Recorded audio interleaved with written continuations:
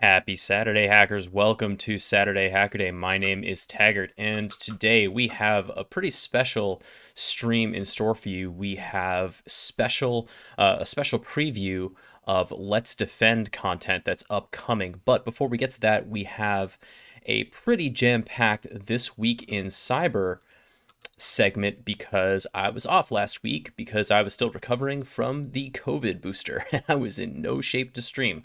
So we're going to try to squeeze 2 weeks worth of cyber news into this segment. There's a lot to cover, so let's get started.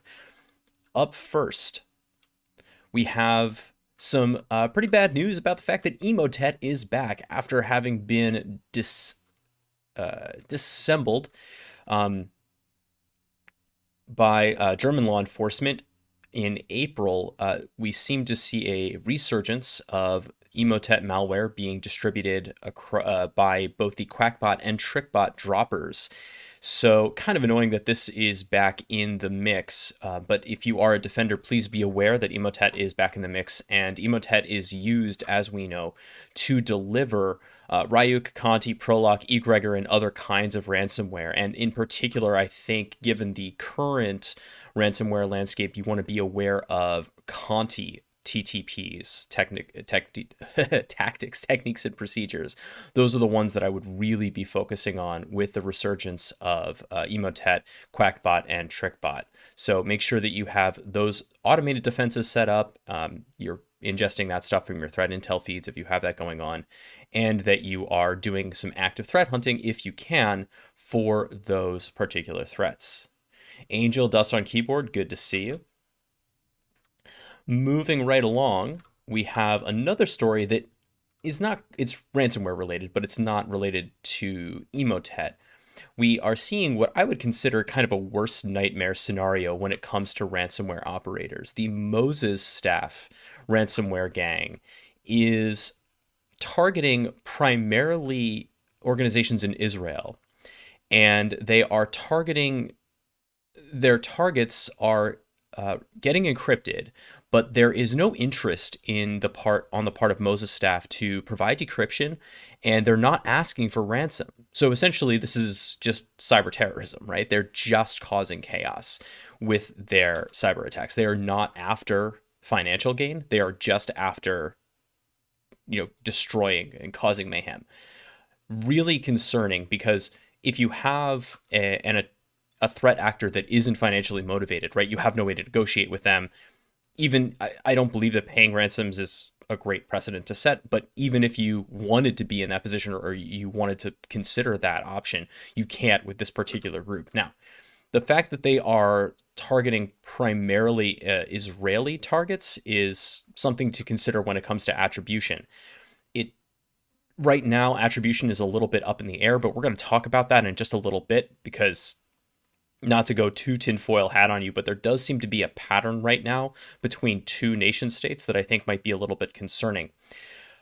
But we do know that samples that are related to Moses Staff were uploaded to VirusTotal from IP addresses, or I'm sorry, from a time zone in both Israel and Palestine. So it could be very, very local, but we don't really know. But it's something to be concerned about, not just because of the ripple effects that impacts on Israel can have for the rest of the Middle East, and indeed for the United States as well, but because this pattern of attack without an attempt to profit is extraordinarily dangerous. If you have an actor that isn't interested in engaging with their target for financial gain, they're just interested in causing chaos, the potential targets and the potential behaviors become much more chaotic, much more difficult to predict.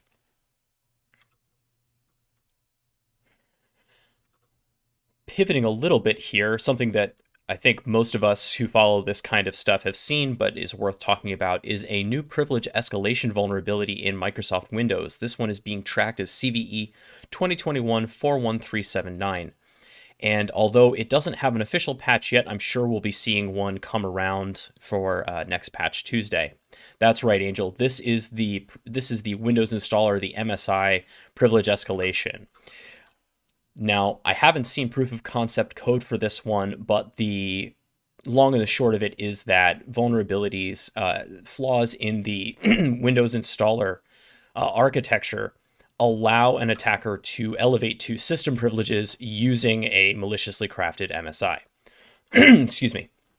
And so consequently, this is a really nice option for privilege escalation once you have a foothold on a system, just because MSIs are going to run with elevated privileges, right? And MSIs are something that you would expect to see on a system, even sometimes for unprivileged users. So something to be aware of as well. Now, especially because even though I haven't seen open source proof of concept code, we do have intelligence that this vulnerability is being used in cyber attacks and in malware kits as of right now. So there is also a little bit of a 1-2 punch that we're seeing with recent-ish. Oh, there is a CVE. Thank you. Thank you for that, Angel. I hadn't seen that POC. Great. So there is a little bit of a 1-2 punch going on right now where we have, for Foothold, the MS-HTML vulnerability that came out a couple months ago. That's CVE 2021-40444. And then that is providing initial foothold. And then this CVE is providing privilege escalation. And because these are two pretty recent vulnerabilities, it's very likely that attackers are encountering unpatched systems that are vulnerable to both of these. And so certainly if I were going to, build out maybe some aggressor scripts with Cobalt Strike, or even if I were going to just build out some payloads for a pentest or a red team engagement, these would be some of my first choices right now, just because the POC is pretty clear, apparently, for for this one. And certainly for 40444, I have had incredible success with that payload as well, just in my own labs testing for both Cobalt Strike and Metasploit payloads, getting it past Defender inside of a Word document that just looks like a Word document, right? It doesn't even have a .docm to indicate that there are macros enabled, because it doesn't use macros. It just uses the ActiveX controls because it's 2000 still, apparently.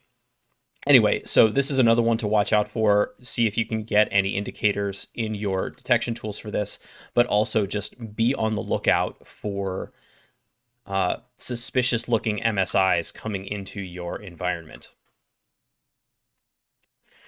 All right, zooming out just a little bit. This is not a technical news story, but we have a really interesting lawsuit being brought by Apple, and this is a follow-on of a lawsuit from Facebook against the Israel's NSO group, based on the operations that they undertook using their own Pegasus spyware. Now, if you haven't been following the Pegasus story, essentially the NSO group deployed zero-click exploits against iOS to gain persistence on targeted iPhones of people of interest to the NSO group. And this software was sold to intelligence organizations across the globe. Pretty grody stuff, if I'm being honest. But this lawsuit states that obviously this was an abuse of the Computer Fraud and Abuse Act in the United States, but in addition, it was an abuse of the Apple Terms of Service. So Apple is going after financial damages from the NSO group. B7H30, thank you so much for the raid. Good to see everybody. Now, that's kind of part one of this story. And then part two is the fact that on the heels of these lawsuits and the really poor optics from what happened with the Pegasus spyware, Israel has now banned the sale of hacking and surveillance tools to 65 countries, including Australia. I won't go through the whole list, but including Australia, the UK, the United States, South Korea, right? Ireland, Italy, India. pretty, we're talking about United Nations countries, many of which are on the Security Council. Certainly we have G20 members, we have G7 members. This is a really, really aggressive move by Israel. And one of the reasons is they are a little concerned about what the optics of Pegasus has done for them. But another reason is I believe there is concern that the sale of these weapons is going to backfire on them. Even being sold to the United States. Pretty interesting move, to be honest. Now, this is where we're going to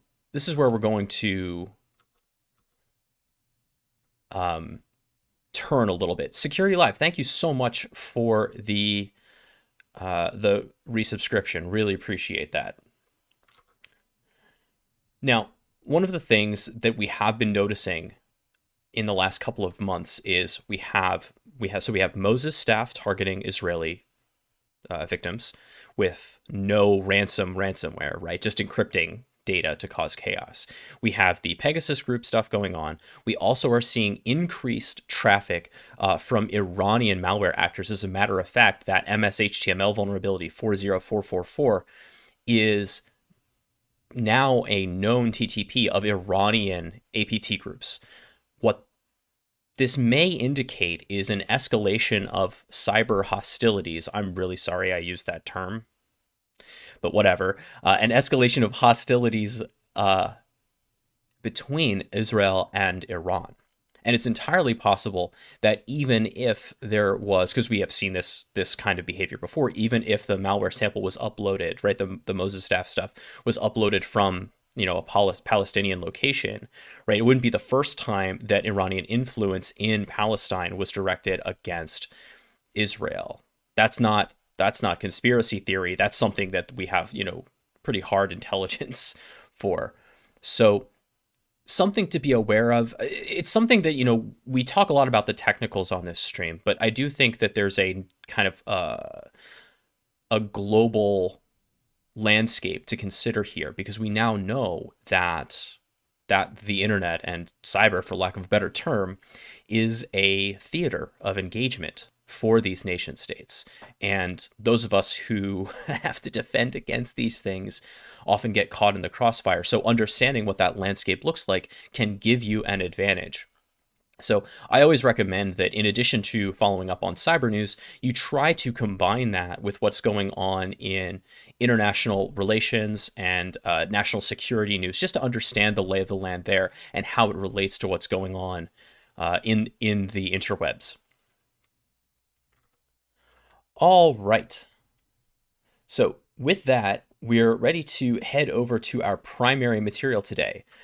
I'm very excited. The folks at Let's Defend, and let's head over to our live desktop for this. The folks at Let's Defend have given us exclusive early access to their upcoming incident responder content. So I'm really excited about this. I've been a fan of what Let's Defend has been doing for a while now. And we have reviewed their material on the stream before.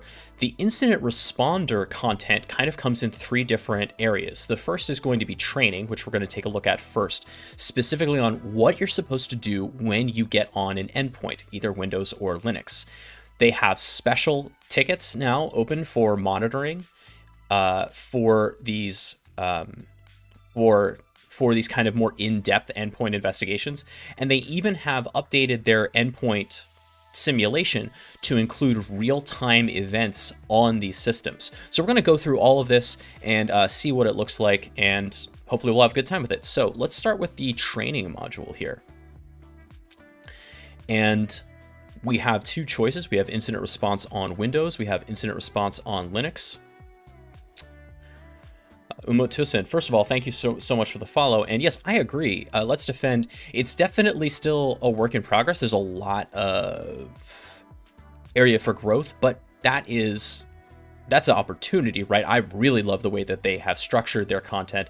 I really like how it simulates SOC operations. If you're interested in becoming a SOC analyst, I think Let's Defend is one of the best places to get started understanding what the workflow really is going to be like for you. Especially because when they do monitoring, right, you go through the event triage and incident response. They actually give you playbooks that you should follow to bring the investigation to closure. All right, let's take a look at incident response on Windows, see what that's all about. So we see we have all this training here, how to create an incident response plan. Pretty important. Let's take a look at how to create an incident response plan. So we won't kind of deep dive into all of this, but I can see already that this content is really, really solid here. Creating a central registration system, time synchronization, super important. Oh my God. If your endpoints and your servers are not synced by time, it can be a nightmare to try to correlate events between them in your SIEM. Asset management, very, very important. Identification, scope, eradication, recovery, lessons learned. So the other thing we're looking at here, kind of in these top level headings, if it's not clear, is the PICER-L model, PICERL, except for scope, I guess. But PICER-L is a model from SANS. And what we're really talking, yeah, exactly, is preparation, identification, containment, eradication, recovery, and lessons learned. That is the process that you would follow for incident response in general. It's something you want to kind of memorize, live, and when you go into an incident response, you want to have PICER-L at the back of your mind because you want to follow those steps pretty much in order, right? Prepare. Make sure you have everything you need to go into the investigation. You have all the tools. You understand what you're about to do. Identification of the issue, identification of the assets in question. That's where scoping happens, as Let's Defend was kind of talking about here. Needs more energy. Thank you so much for the follow. Then you get into containment, and I think that's where scope is here. But containment is make sure that the systems that are getting investigated are isolated, right? So that if there is malware on there that could spread, it can't, so that you can contain your scope, literally. Isolation is listed here in scoping. Eradication comes next, right? Then recovery. So you remove the infection, then you recover, you get the system back online and able to be used by your constituents. And then finally, lessons learned. A super important part of the process, even though the threat is no longer incipient, you want to take that time to think about what happened, what did we do well, what could we do better, and what better defenses should we put in place so this doesn't happen again. Those questions have to be asked, those conversations have to take place if you want there to be a net benefit other than recovery from the incident response process. All right. A little bit more about the response procedure. I'm really excited to see assess impact, contain. This is really good stuff. And by the way, this is really good stuff if you are prepping for a couple of different certifications, the CompTIA Security Plus or the CISA Plus, the Security Analyst certification. This material is directly relevant to those certs, and this would be a good supplemental piece of content if you're studying for those certifications. The CISSP as well, I would say.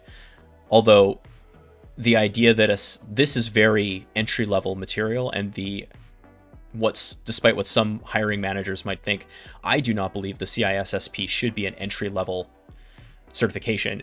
By the way, neither does the CISSP. They require 10 years of experience in IT, or is it 5? But not a number of years of experience in IT before you can even really go for the cert, right? You need that experience, or you need somebody to vouch for you. And the idea that it's 5. Thanks, Dust on Keyboard. The idea that it is an entry-level cert is frankly a little preposterous, and it bothers me that job listings try to turn it into one. Grom, this is the paid version of Let's Defend. I'm not actually a subscriber, but we were given special access to it for this review. Yes, exactly. Whoa! Look at this. So check that out. We wanted to look at that. If you use the code MTTaggart, I had no idea this was about to happen, by the way. If you use the code MTTaggart, you can get a 1-month incident responder coupon. Look at that. Very exciting. Thank you so much. Let's Defend.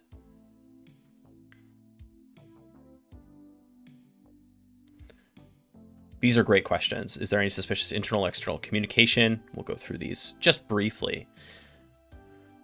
Free tools. Oh, look at this. Look at this tool list. Process Hacker, which we've used many times. Also part of Husky's PMAT course.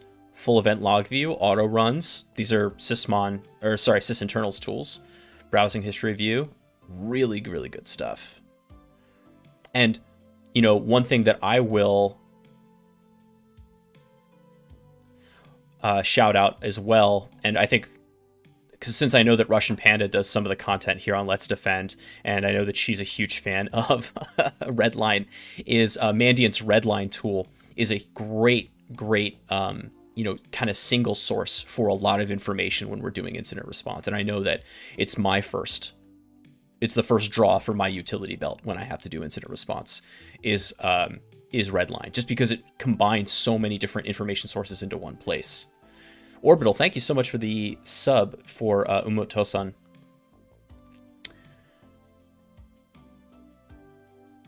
All right, live memory analysis with Process Hacker. That's really cool. This is a nice walkthrough. I'm excited to see this. Hands-on practice. Here we go. Let's see what we can do with this. And this is kind of what I was told, is that there's no, it's not necessarily a download. You can connect right in your browser, very much like Rangeforce. Pretty excited to see what we're going to check out here.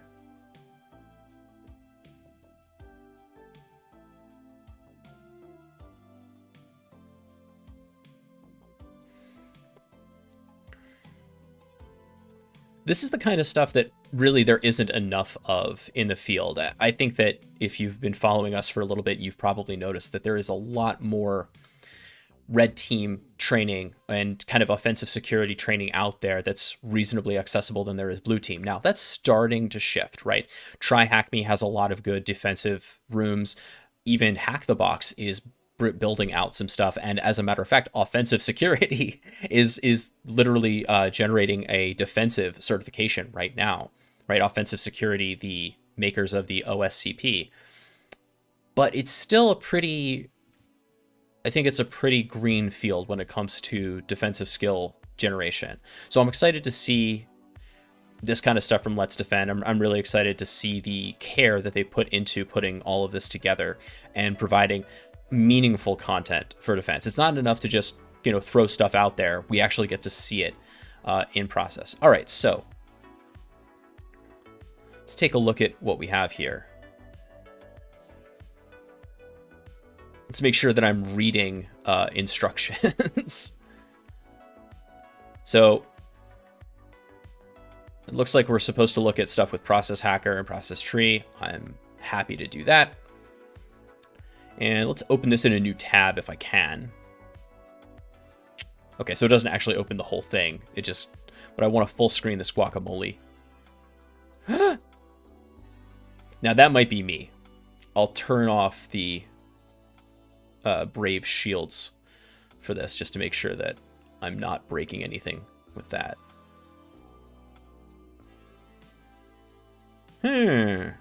Looks like I can't full screen that. That's interesting. Toggle full screen. No VNC encountered an error. Full screen JS. Interesting. It's a type error. That's all right. Let's see what we've got here. So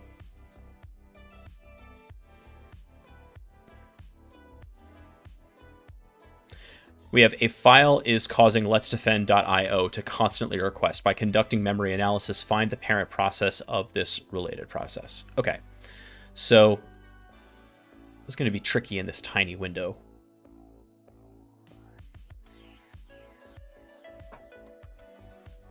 Let's see if we can debug this a little bit. Let's hit full screen. Do I get another error?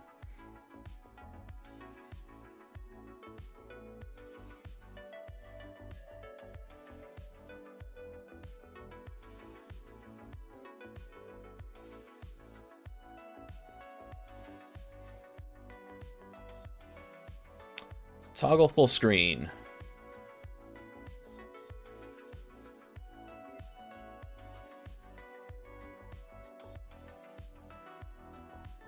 Document dot full screen. That doesn't really help.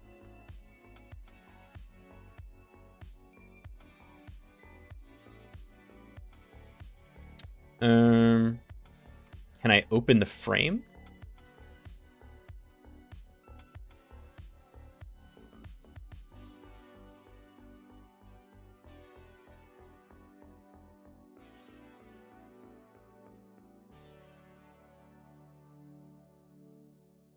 That's what's up.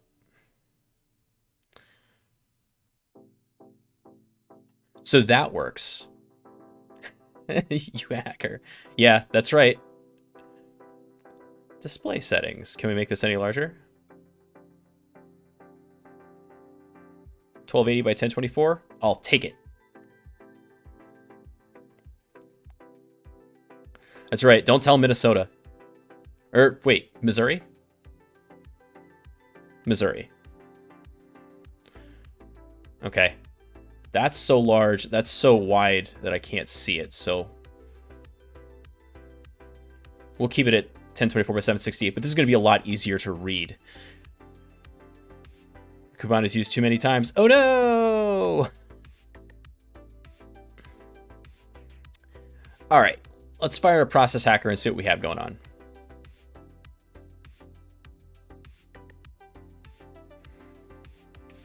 And we were told that this thing is requesting let's defend.io a bunch, so we're going to look at network to see what's up.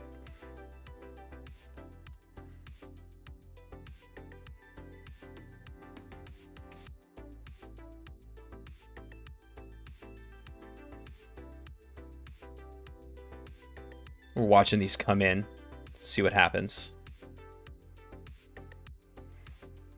Now, was I supposed to hit the run button here? This is a batch. This is a batch script. I'm gonna PowerShell.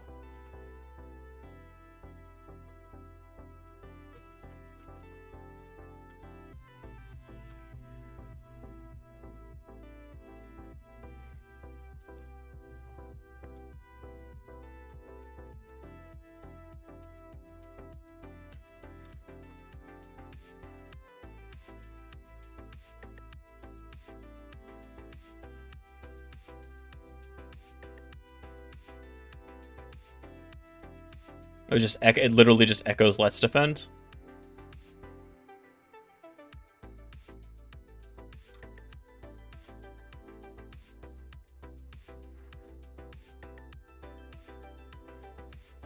Now we have this PowerShell.exe that is connecting to 443. That is sus, right? The Amazon SSM agent, not sus. But the PowerShell.exe is absolutely, right? Why is this thing making network connections? It's not me doing it, right? So we have cmd.exe, and so service is the service host, and then node.exe. So there's a JavaScript file that's doing this. That's interesting, right? Let's go to the properties on this SVC host. Oh, okay, so the coupon was one time only, but Black Friday is going on 50% off. That's still pretty good. So use coupon BLCKFRDY for 50% off your Let's Defend subscription.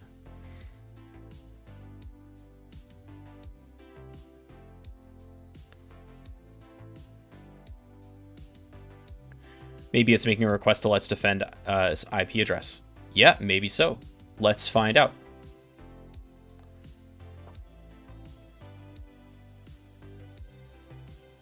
not who is dig. Let's defend.io. 161, 35, 41, 248.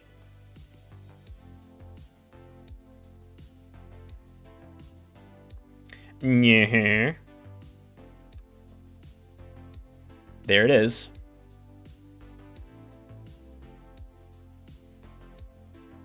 Okay, so our proper parent, right, is this instance of service host, which is 1688.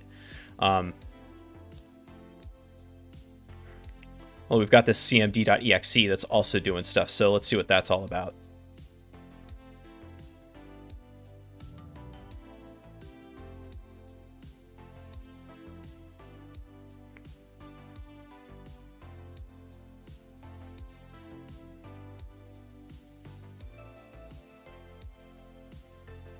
Yeah, but we need to actually see what it's doing. For that, we'll take a look at a few other things, not just Process Hacker.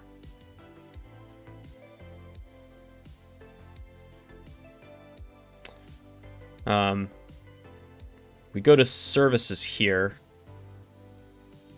Let's sort by PID. Go to 1688.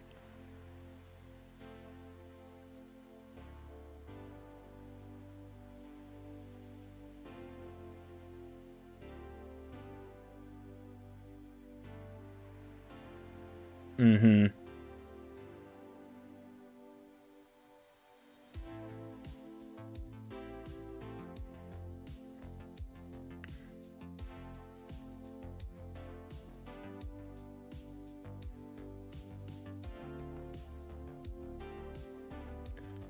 All right, let's see. So the question was, find the parent process of this related process. So we know that PowerShell was opened by this cmd.exe. Let's do 3448, which is the direct parent.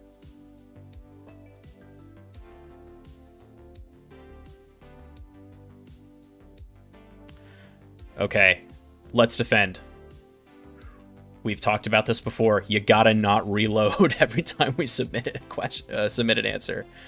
3448 is the direct parent, but if they want the parent, it would be 1688.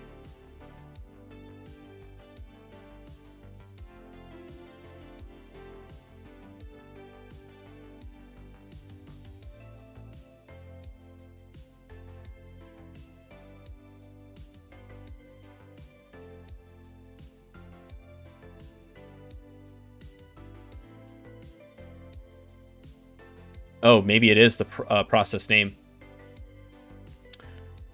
cmd.exe.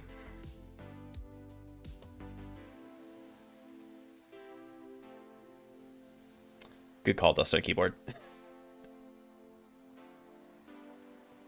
May I suggest? I mean, I guess it's hard to do that dynamically, but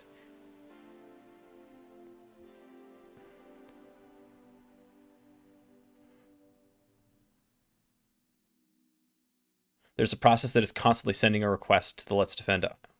What is the name of the bat file that's allowing this process to occur?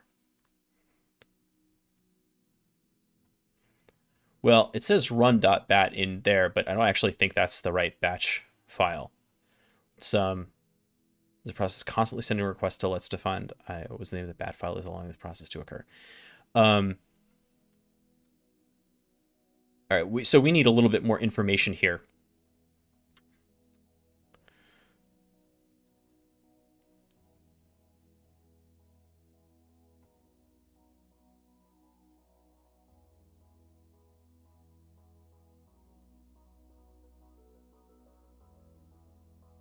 So it's the task scheduler that's doing it, right?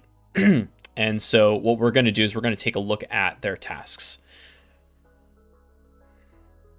their scheduled tasks, and see what's up. We can also do this in PowerShell, of course.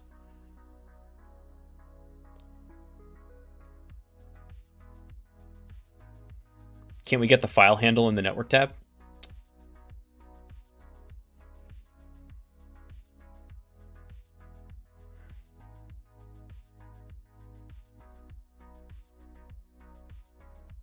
No.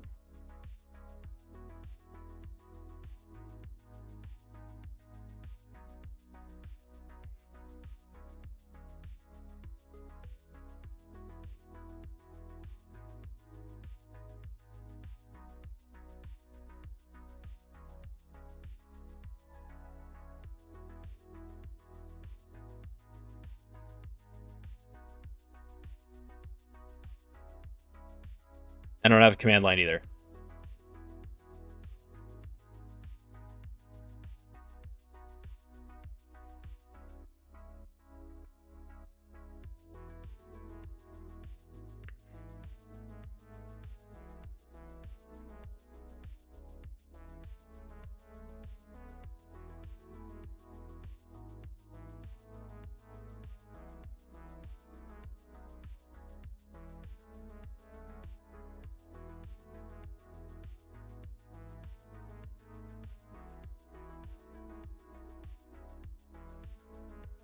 Question.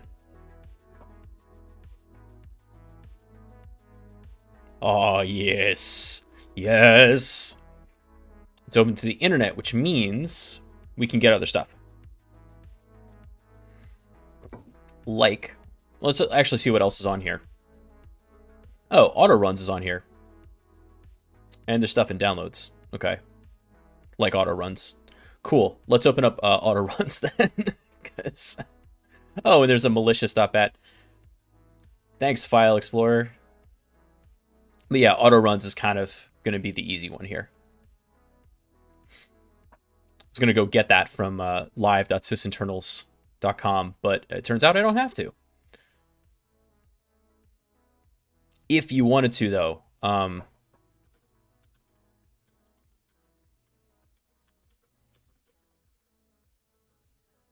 no, is that not how you do that?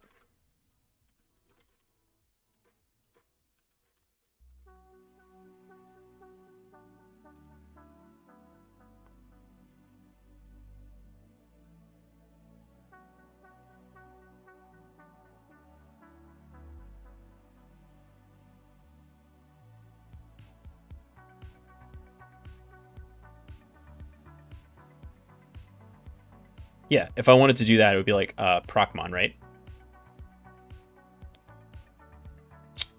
Oh, I'm supposed to do it in Windows Explorer, not PowerShell. But yeah, so if you want all, this is something to know for incident response. If you want, you just go to live.sysinternals.com/tools. That should mount, but whatever. We have auto runs going. We did have auto runs going. Where'd it go?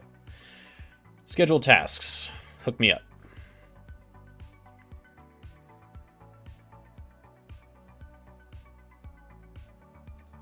Why is auto runs closing on me? Am I out of memory or something?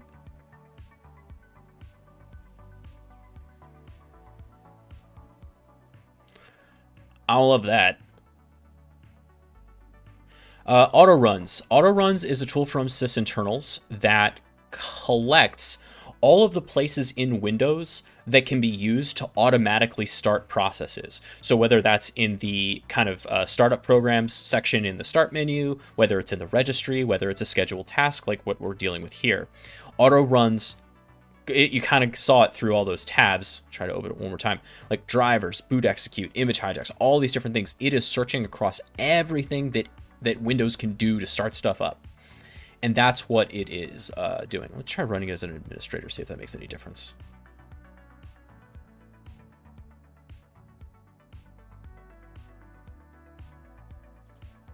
Better. Okay. What? Not great. Not great. Okay, so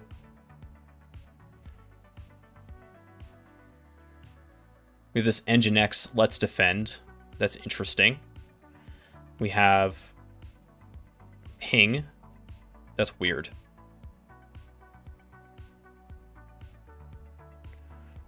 What is this? What is this process.bat? And we have update SSL, no VNC. Okay, so that's legit. But we have ping downloads process.bat. So let's take a look at that process.bat. We'll do it the same way we did before with this, except we're going to do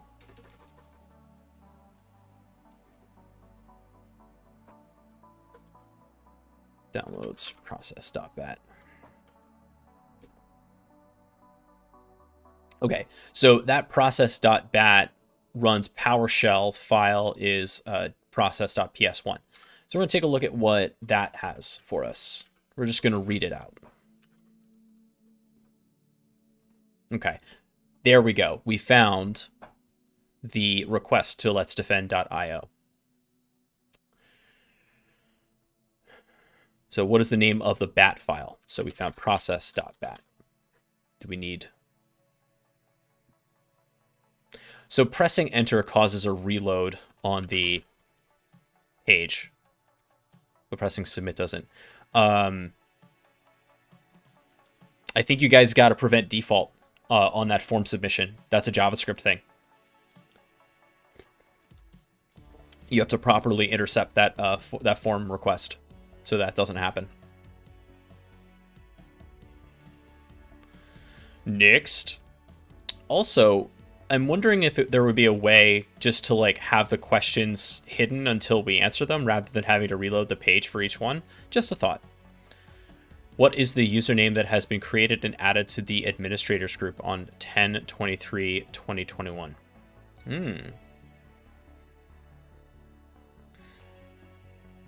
For that, we need to look up the Windows event user created is event ID 4720. So we're gonna check that out. For starters, I'm gonna close this PowerShell or run it as administrator because I know I'm gonna need admin privs for this. And I'm gonna run this in PowerShell because I know that the Windows event viewer is such a bear when it comes to processes. So we're gonna do get win event, log name, security, and ID 4720. Oh, fine.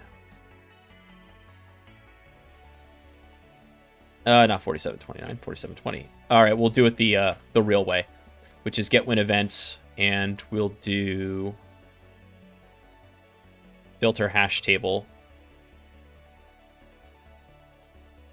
And we'll create a hash table. Log name equals security. If I can type security. And ID equals 4720. Hooray! So we want the first one. We'll say users equals. We'll save that in a variable. Then we'll do users, the first one, because that was the one on October 23rd. And we will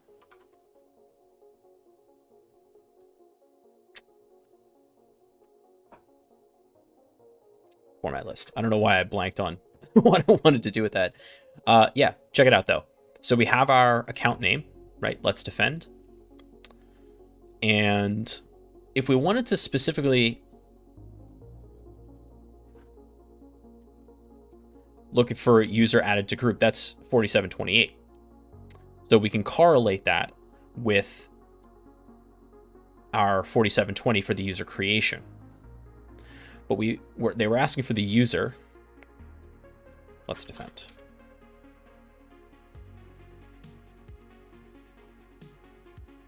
What? Oh, sorry. That was the subject. The new account is support user. I just got to read better.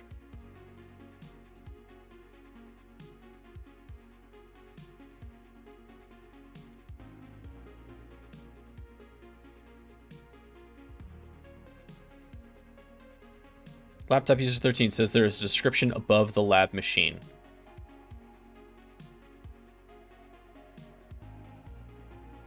So I see. So it's really a walkthrough rather than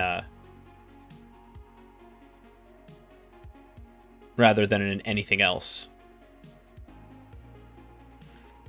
A scheduled task named daily job has been created. What is the name of the bat file that this task has attempted to run?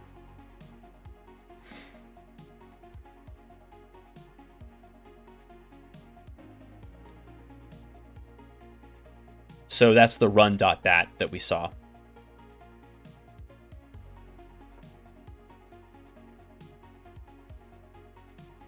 The attacker, by creating a scheduled task in the machine, has ensured that a malicious.bat file is run. What is the name of the bat file that is in the first scheduled task? In the first scheduled task.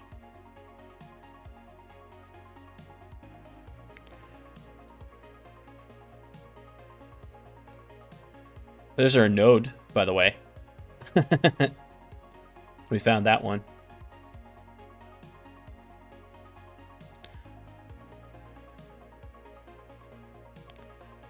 Has ensured that a malicious bat file is run. What's the name of the bat file in the first scheduled task? The first scheduled task.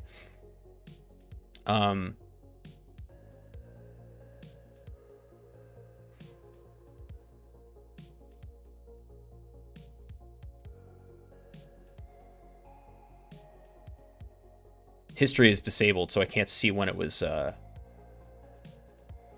created here. But presumably we're talking... It's either process.bat or run.bat, right? So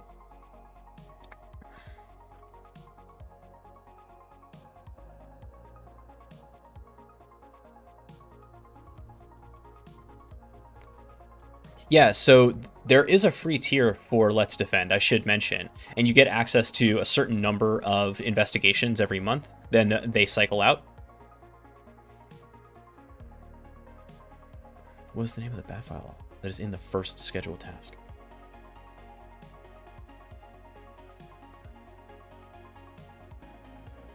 Important update. Is that this one? That's run.bat again. There's daily job. And there's ping. Update.bat? I mean, I think that's actually part of the system, but... All right, I'll ask for a hint here. ID 4702. Okay, so it's not current. No, I think what it wants is... Oops, wrong thing. I think what it wants is historical scheduled tasks. Yeah. Exactly. So instead, we're going to go get all of these.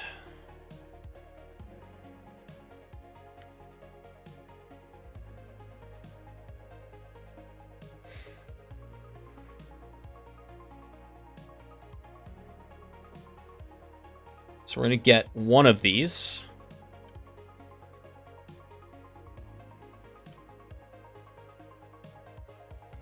And see what kind of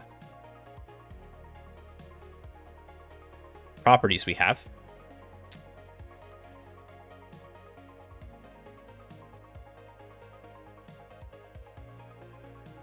Task and task display name. So we're going to do select task display name.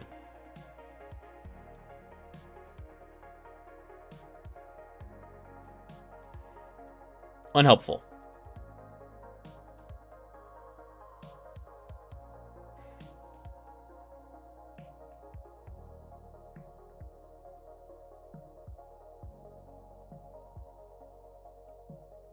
And if we select message, it's going to be a ton of stuff.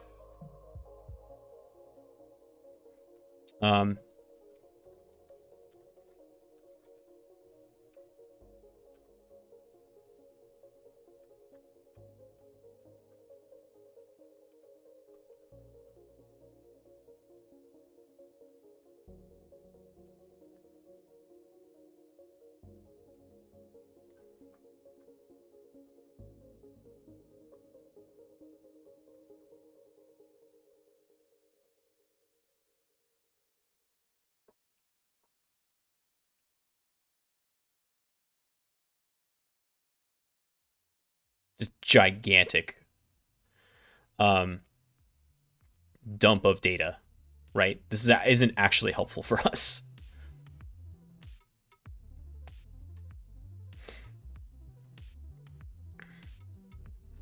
If we go back,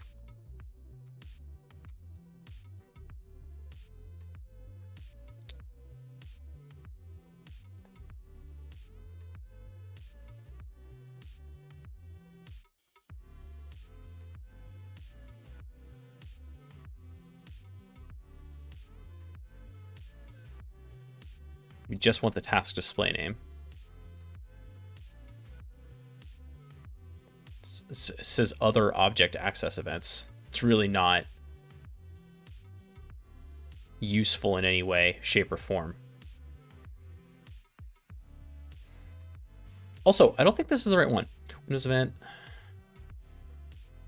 Real task created. Yeah, I want 4698, not 4702.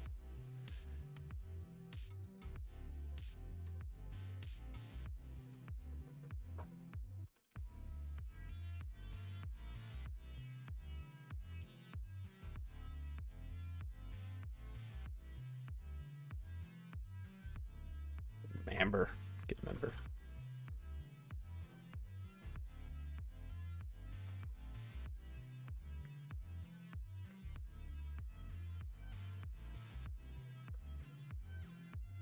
What I'm trying to do is get useful properties out of the Windows event.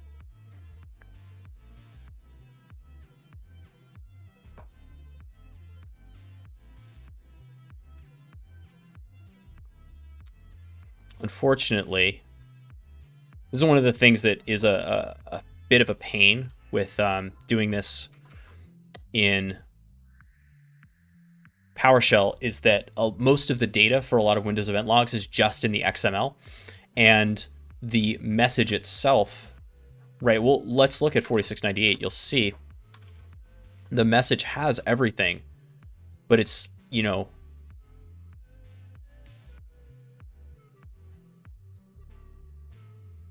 really hard to parse out.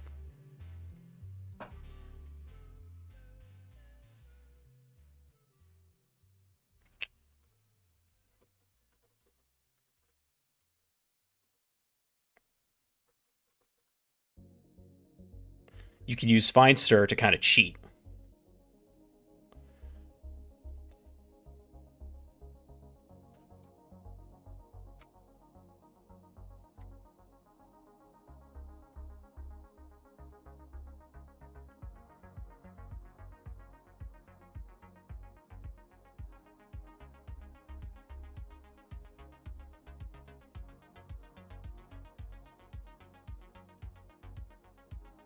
Optel runner, word manager, downloads process.bat, process.ps1, process.bat, ping.exe,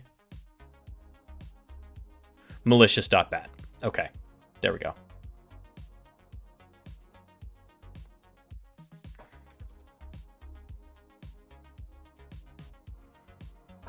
And in fact,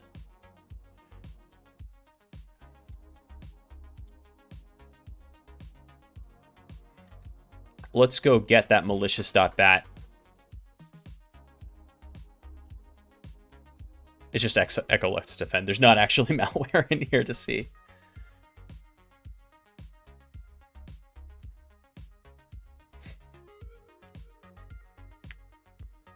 Okay, attackers may create a new service or change current service in order to run malicious commands. We can close the inspector here now that we figured out how to open up this thing in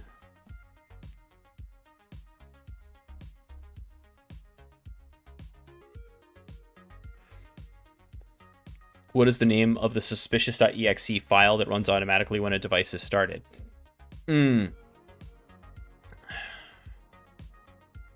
So this is another one where if we could get auto runs to run,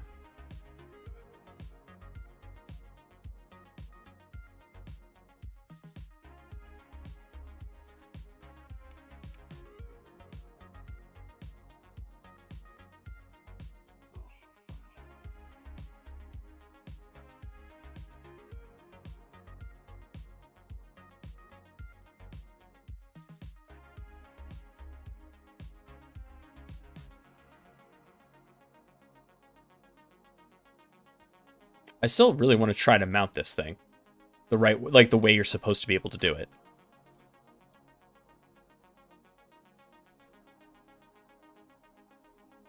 More like auto closes than auto runs.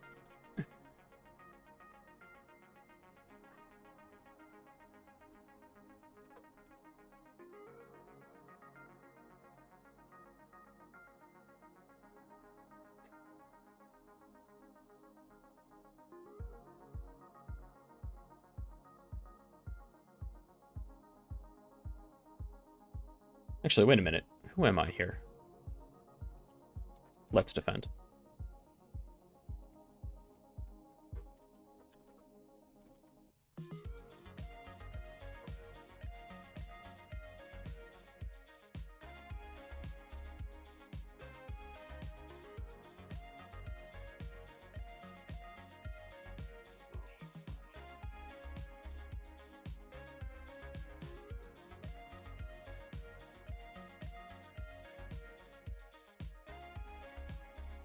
What is happening? Well, the good news is, if we're looking at services, we can do it this way too.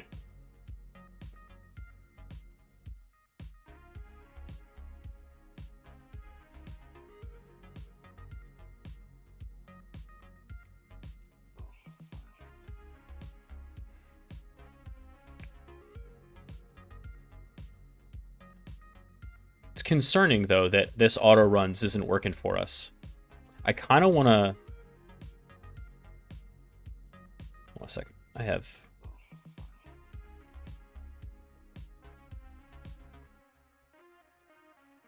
Yikes. What version of Windows is this? Don't use recommended settings.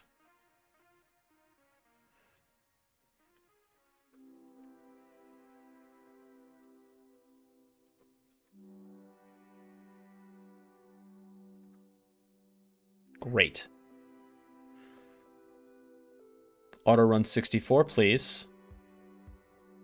What?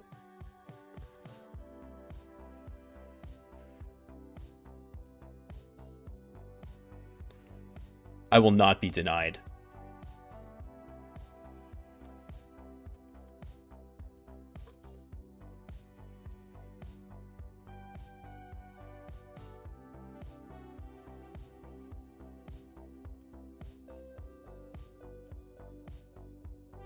It's always funny when I have to use like pen testing methods to get stuff onto a system when like legitimate means don't work.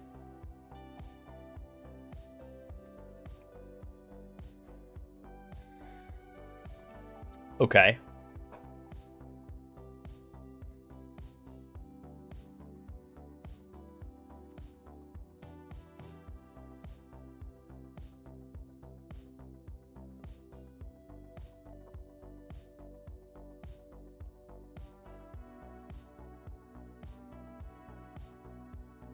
Bowsy, thank you so much for the follow. All right, this is autorun64.exe.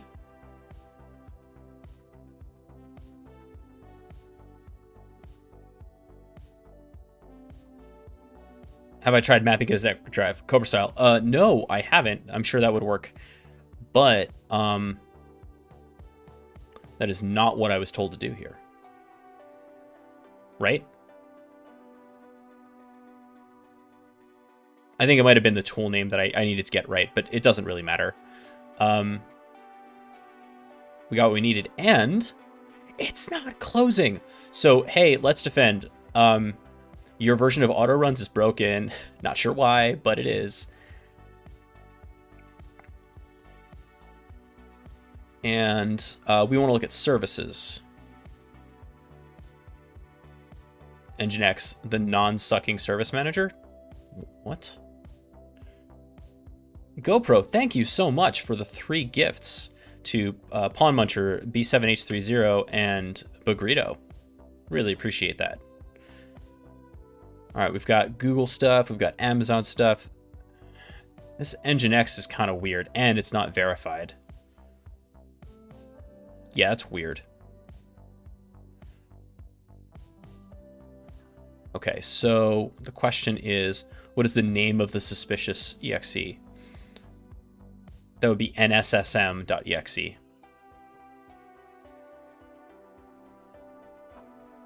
What? I mean, I think that's suspicious.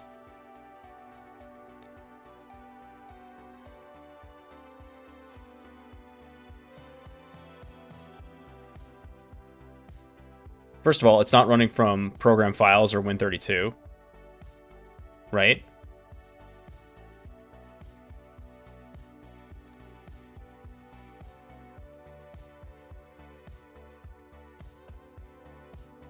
That's definitely weird.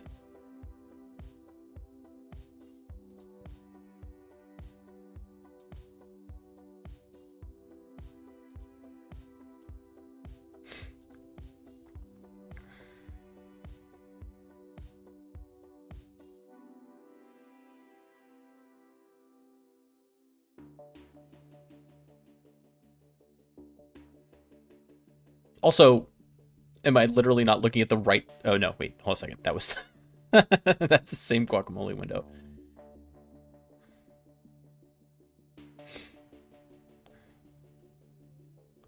Oh, this one they want us to look at registry keys. Okay.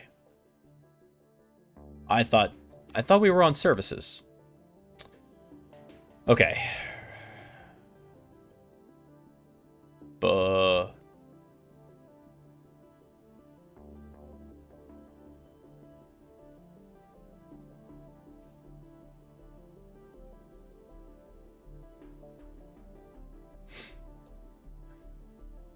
Oh, hello.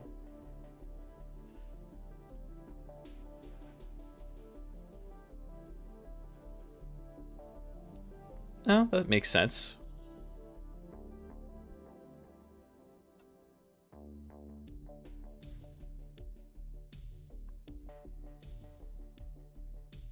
We already got through set scheduled tasks. Is there anything weird in WMI? Boot execute. No.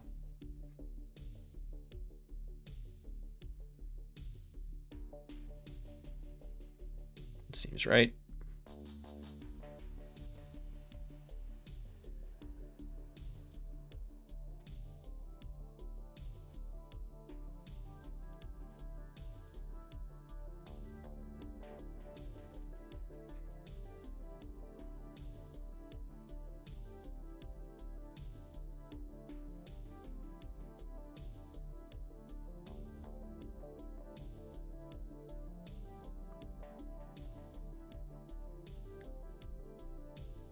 There was nothing in when log on.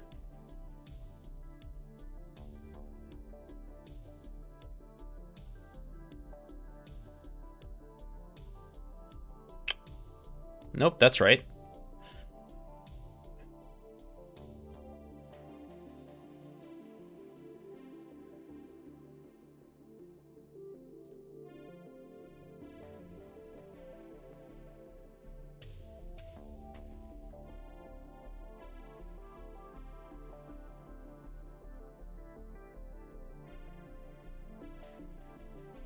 Opening Logon on Explorer. Okay.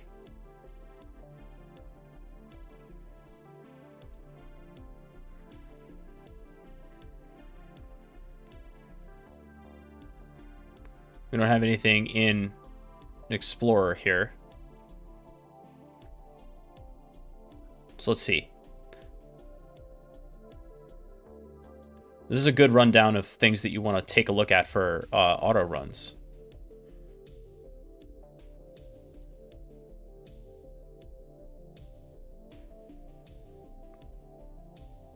Just look at everything.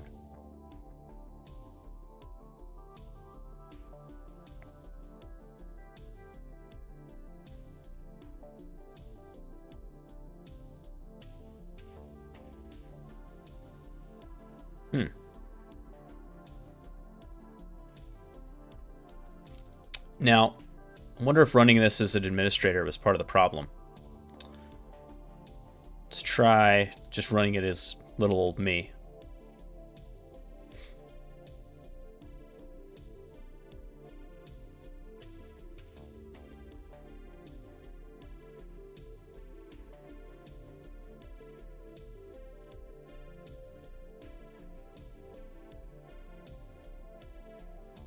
There's daily job, which we saw.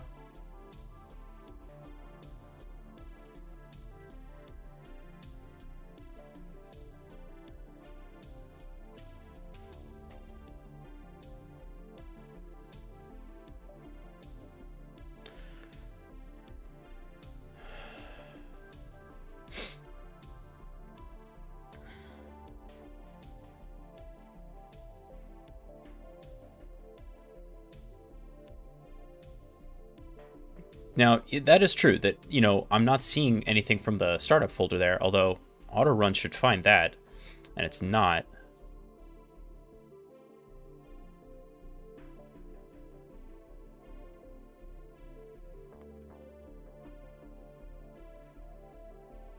Yeah, there.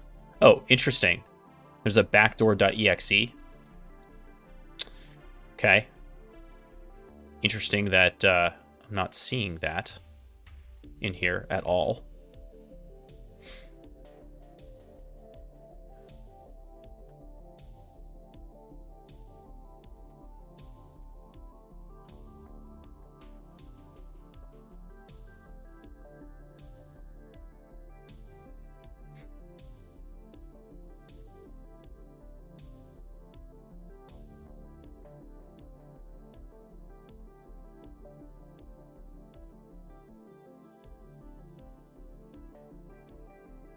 Command and control. Oh, EDR. Yes, they're talking about EDR, which is kind of like C2, but for the blue team.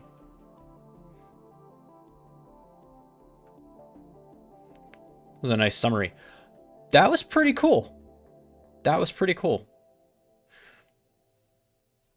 Some rough edges, I would say. I would just check to see that your run environment is working the way that you want it for your students. But definitely a great intro to how to dig through stuff on an endpoint using things like sysinternals. Really, really nice. Couple of gaps, right? You were talking about like you were talking about task scheduler and talking about services. Now I know that other places in your material, they have some like how to use the event viewer, and I think maybe not how to use PowerShell to look at Windows event logs, but those are like super important concepts. Bearduina is allowed to stream their free monthly cases. I asked permission and they said yes, but I would go ahead and like shoot them a DM on Twitter or something and just ask to make sure it's cool. That's usually what I do whenever there's content that I'm a little bit on the fence whether it's cool to stream or not. I always contact the creators and ask.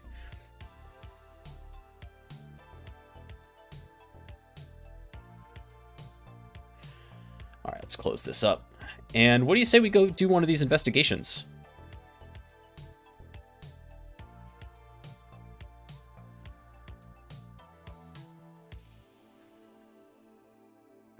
Now, as I understand it, as an incident responder, there are a couple of specific cases for us to take a look at here. The ones that are starred. Suspicious PowerShell script executed and hijacked NPM package. I am deeply interested in the hijacked NPM package. Let's see what we can do with that. That seems interesting and super relevant given the UA parser issue. So, oh, the star is this event affected more than 8 million people. That's cool. What is this one? This alert was generated from a real cyber attack. Those are, I love those. So yeah, let's grab the hijacked NPM package. Take ownership. Okay. So that's ours now. And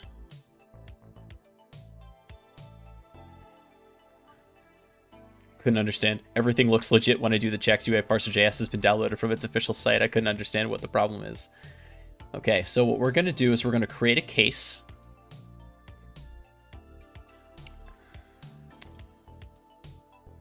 And this is where we start walking through a playbook. Now, as I recall,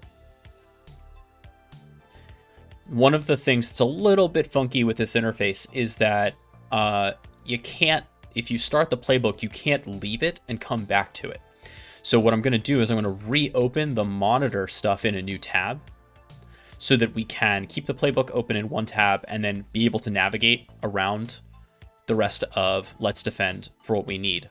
So notice that we need the IP address, right? 192.168.10.56, the related file, JS extension.exe. That's going to be weird. So we'll take a look at all that. Look at the file, MD5. We'll send that to VirusTotal in like a second, but let's start the playbook first. Yes. Find the device in the alarm details on the endpoint security page and access the device with the help of the connect button. This is cool, right?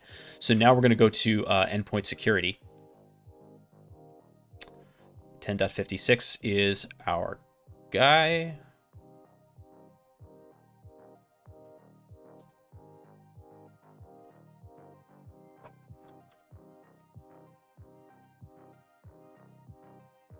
Hey.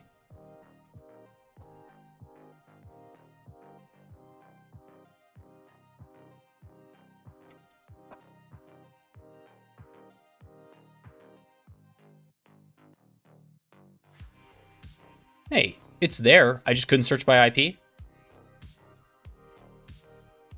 Could I have done... So I can't search by host name either? Come on.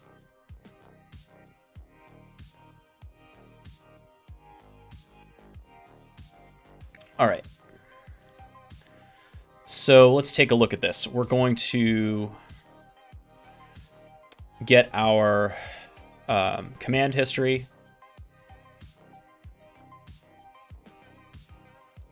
That's suspicious, right? Anytime we see any of these, who am I? Mistyped who am I in particular. OSSec, that's cool. So it's got Waza running. npm install UA parser.js. Pre-install, node pre-install. So util. Okay. This looks like initial curl.exe. Yeah, it's weird. Oh, okay, here we go. So we've got node, command.exe, preinstall.bat, then cert util URL cache. We're downloading from this weird URL. That's nasty. And create.dll. Right, so cert util is a living off the land binary that can be used to download files onto a system. This also should have triggered an alert, and it looks like we're getting this thing called create.dll, which will go get curl.exe, JS extension.exe, output JS extension.exe, which is what triggered our alert, after which we saw some of this enumeration behavior. Okay, so we have some information here already to get started.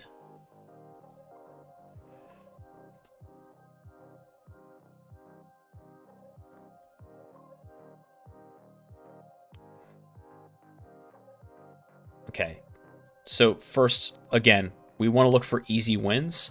So we're going to take this hash. We're going to head over to VirusTotal and see if they know the hash. Okay, that's bad news bears. So right off the bat, we know for sure that it is a true positive. Okay. Identify malware and capabilities. What type of malware is used in the attack? Well, let's see what we found out. Looks like it's a coin miner. Okay.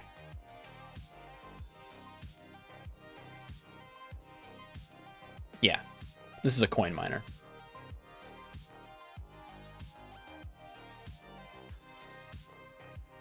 Say it's other. Has the malware been executed on the device? Oh, yes, it has. What was the initial access method? It's very important to determine that. Yeah. What was the initial access method? Supply chain compromise.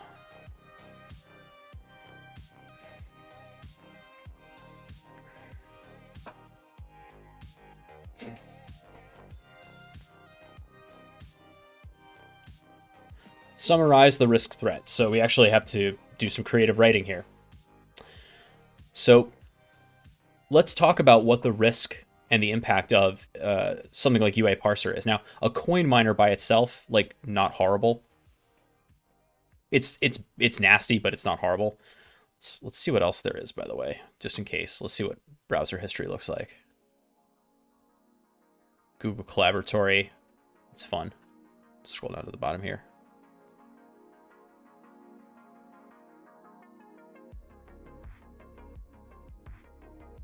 Web applications.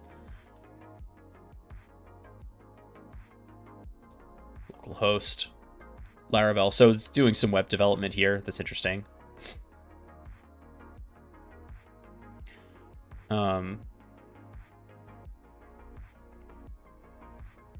Or process list. See if there's anything obviously weird here. Node. What you got for me? Node.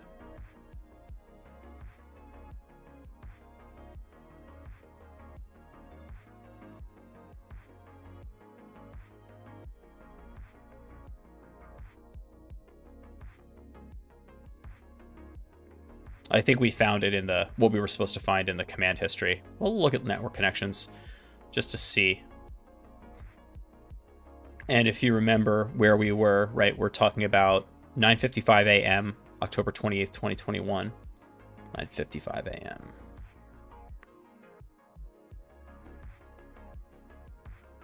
on October 28th. So 10:28, 9:55. 159, 148, 186, 228. Let's take a look at that as well. Also known malicious. So we have two IOCs, right? We have the hash and we have the IP address. We have a few other things as well, but we definitely have some stuff that we can add to our playbook for IOCs. The risk posed by a supply chain compromise is that a trusted source, right, is able to download arbitrary code to a system which can run, in many cases, with privileged access. That is the impact.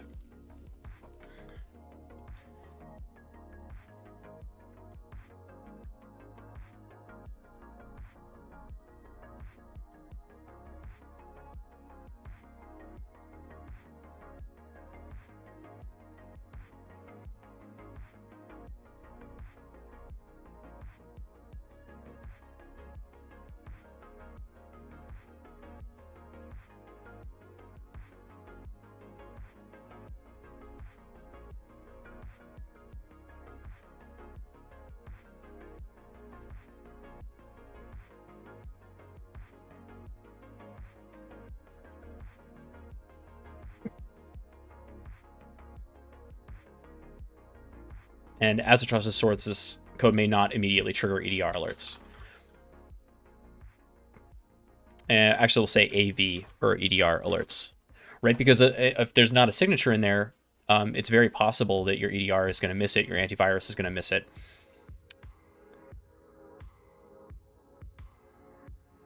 Okay. What's our persistence method? Let's go back to our command history here.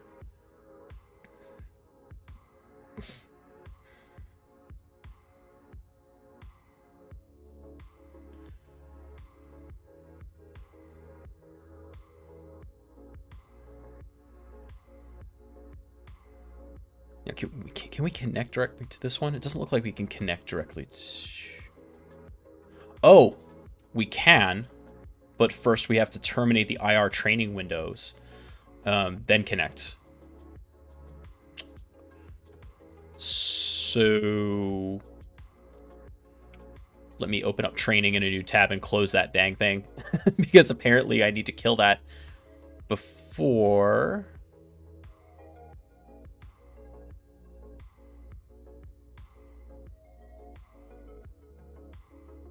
Yeah, so I can terminate this. All right, it's gone.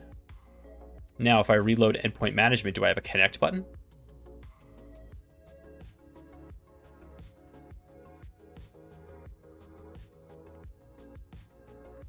That's cool. And this is what's new here, right?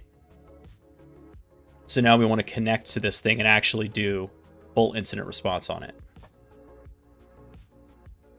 And by the way, in terms of verisimilitude, or, real life likeness, this is pretty darn close. If I'm doing an incident response, this is pretty much what happens, right? I get the alert, I investigate it, does it look legit?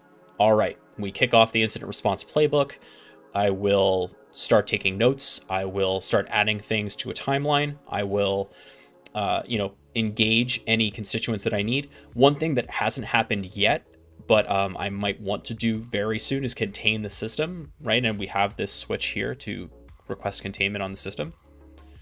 Does anybody have any questions on the incident response process or what you're seeing here and how it would actually go? I'm actually using my work mug, SecOps Rocks.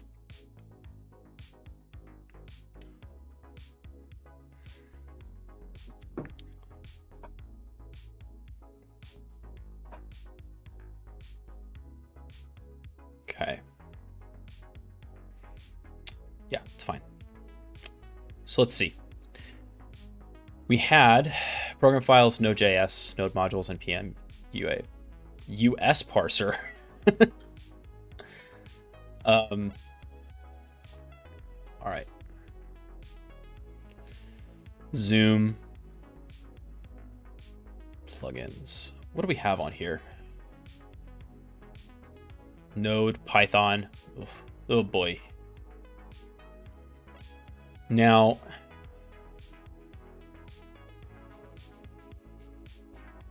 Sysmon's installed. That's handy.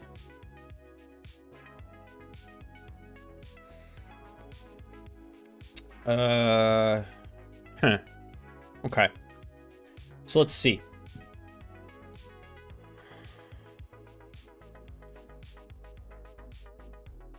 We had our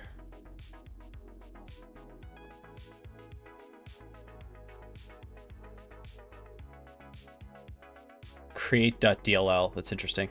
And curl.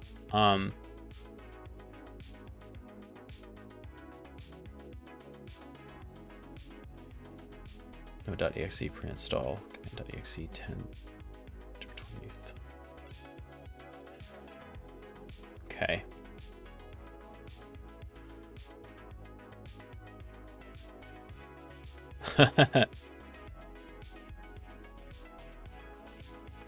Don't think we'll be opening that.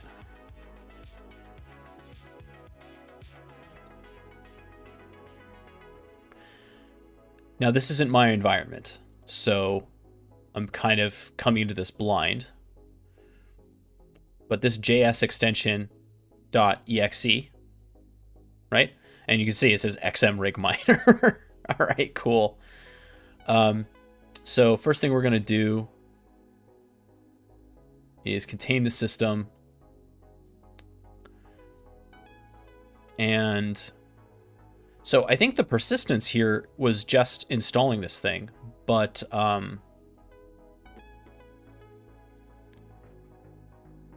we could also use something like auto runs to confirm that, right? If we wanted to. And that's what we're going to do. Let me fire up PowerShell here.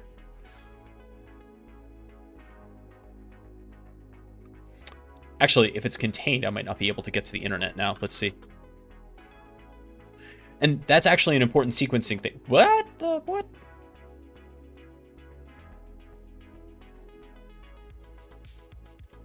That's an important sequencing thing to think about, where I should disable Vimium for this site. It's messing with me too much.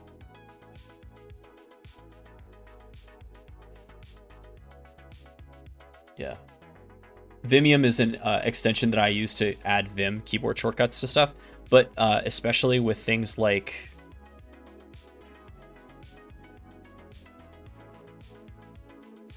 iframes, and things where I need to do a lot of text input, it can get a little bit funky. There's Node server. Okay. But yeah, so that's an important sequencing question. If you need it to connect to the internet for anything, make sure, hey,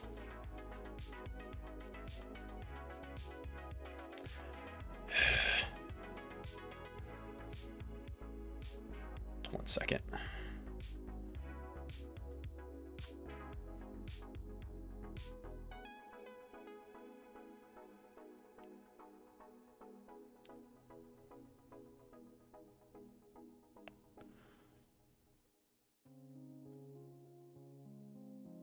Okay, we're just going to do the same thing that we did before. And I'm also going to disable Vimium here. Okay, so now, can I type? Great. Okay, so it's isolated, but not really. That may mean that it's only black hold, so it can't see anything else in the network, but it can hit the internet. We don't know that for sure, but great. So we can get auto runs on this thing.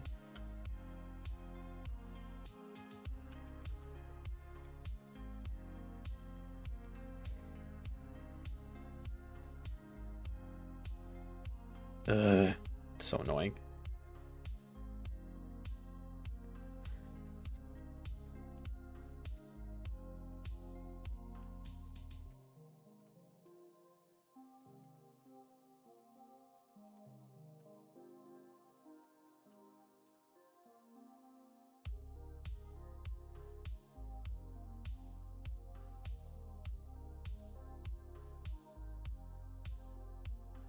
Great. And so we're just confirming that there's nothing else weird in here, you know? Doesn't look like it. Nothing like scheduled tasks or anything sus in there.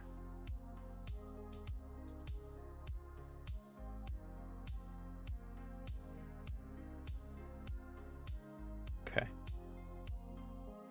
So that looks all right, which means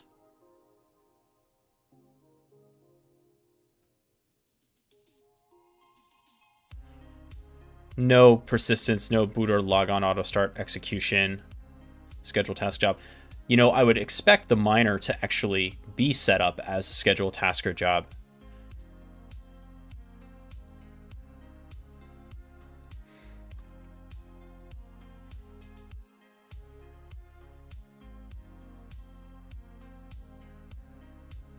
And yet it is not.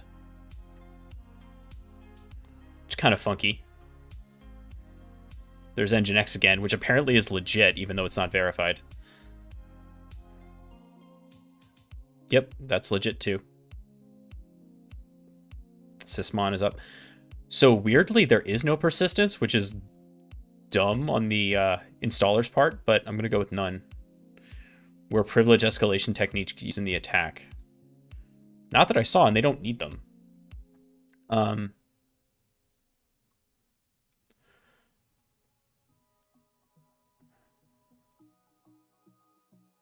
We didn't see anything really that looked like that, but if we wanted to go a little bit deeper on privilege escalation, we could use Sysmon to see what was going on at that very time. So let me close auto runs, and boy, do I not want to.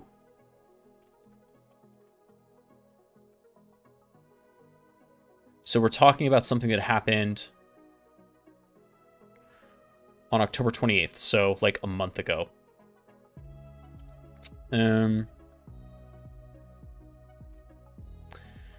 So we can do this a couple of ways.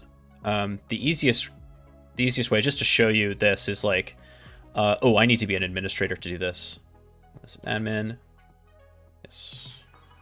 So, get win event, right? We're gonna do the same thing we did before, and then we're gonna do a filter hash table, similar to what we saw before, and we're gonna say log name equals, and we need Microsoft dash Windows dash sysmon slash operational is the name of the log for sysmon, and we'll say ID equals 1, and we'll say, we'll just do the 10 most recent events just to give you an idea. Limit 10. Max events. It's not limit, it's max events. I should have known that.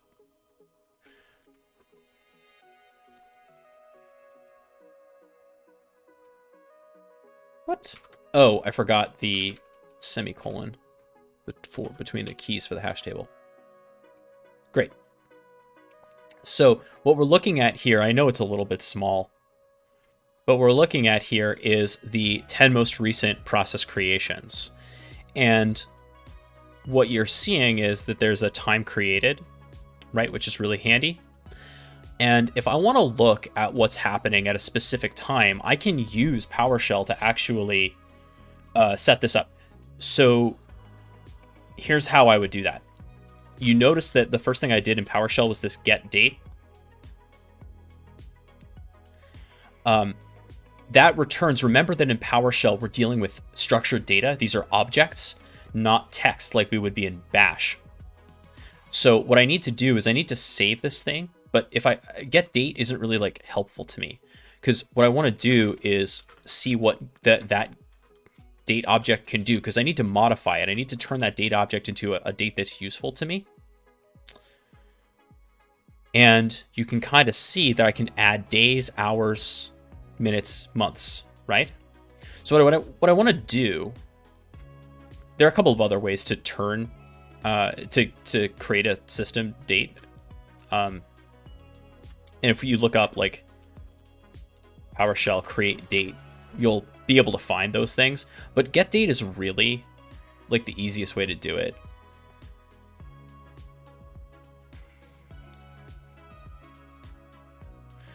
You can also do dash date like this, which can work.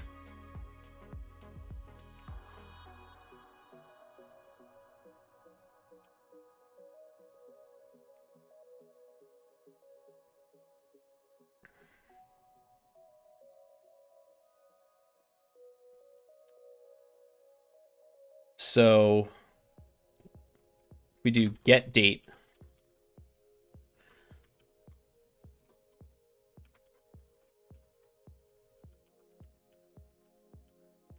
Let's see if this works. Rad. Perfect. So we're going to do start date equals get date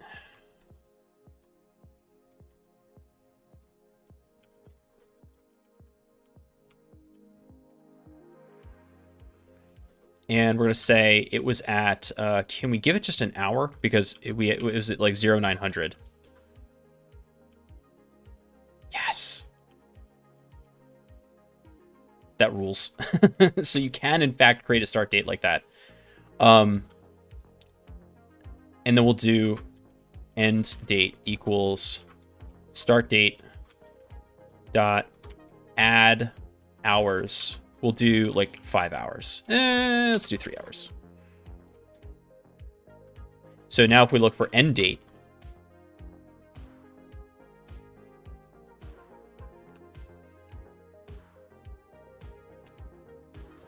and the reason we want to do that is because we have to do a little bit of a filter here.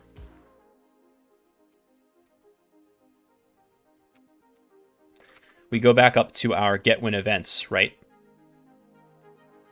We're going to get rid of these max events 10.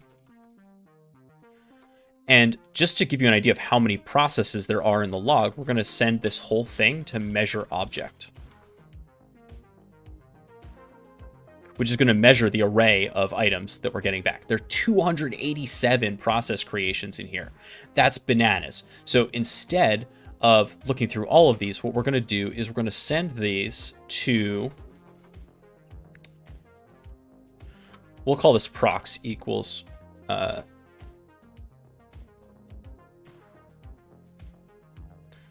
we're going to send that to where, and this gets a little bit interesting.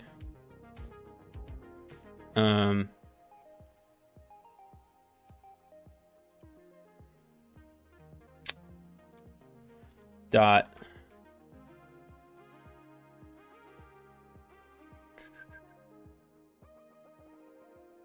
time created is the property.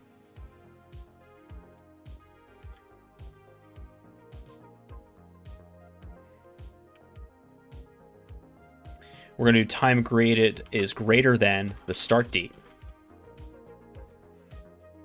And we have to do and, I think. Dot time created. If I'm messing up my PowerShell, please somebody shout that out. Less than date.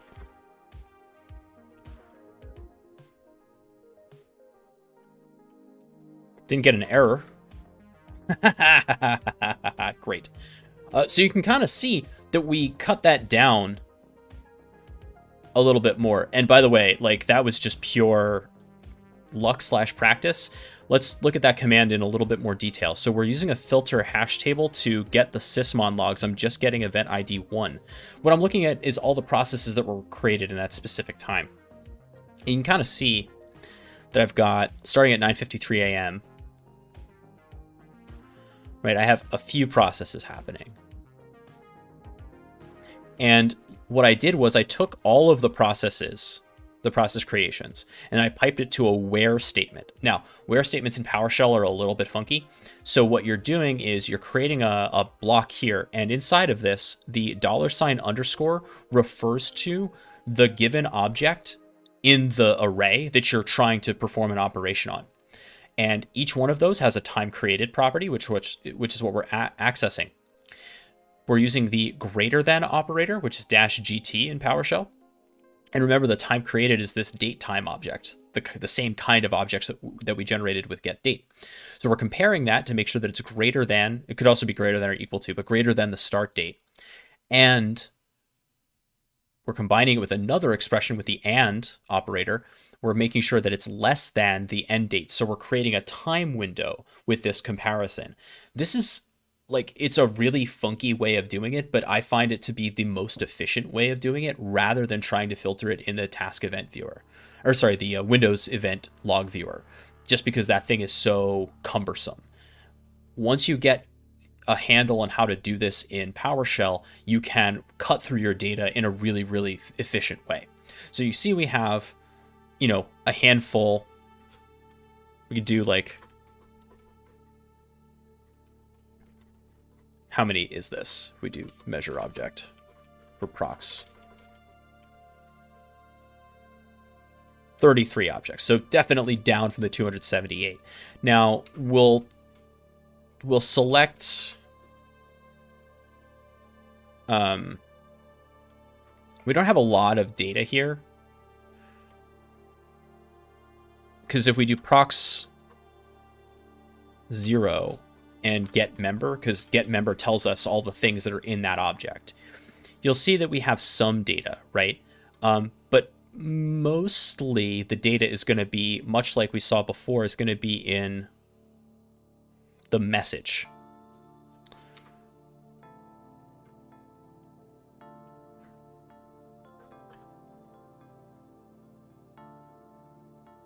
Right? All of that is going to be in there.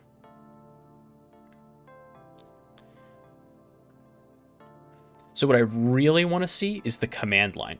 So unfortunately, the only way to do that easily from here is I'm going to do select message, and we're going to pass that to findStir command line.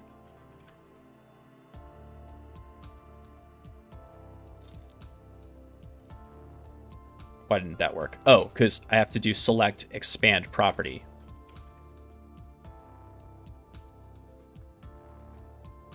Right, that's a hot mess. So again, we're going to do findStir command line just to cut it down to just the command lines here. And what we're looking for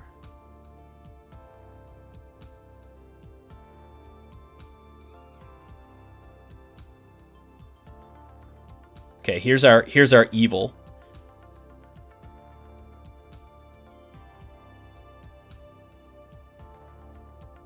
There's JS extension.exe, KTLS rig ID pool. Okay, so JS extension.exe is still our bad guy.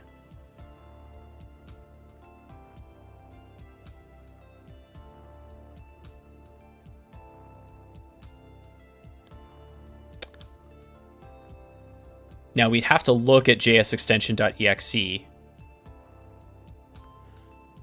to see what's up with it. Donate level equals 1. But it does appear... Actually, is it running right now? It's a good question, right? Why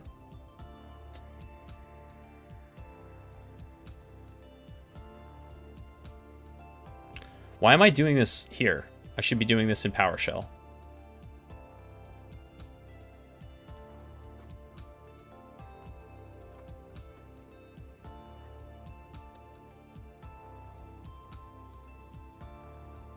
No. Unless it's hosted by a service.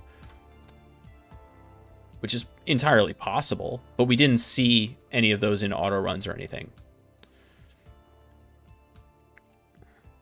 So I think this thing was just set up to run. Preinstall.bat, parent command line. Right.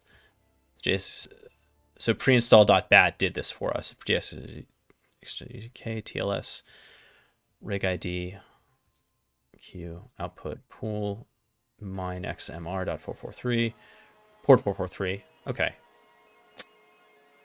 Cool. So, let's go back to our playbook here, where privilege escalation techniques used in the attack. No evidence of privilege escalation.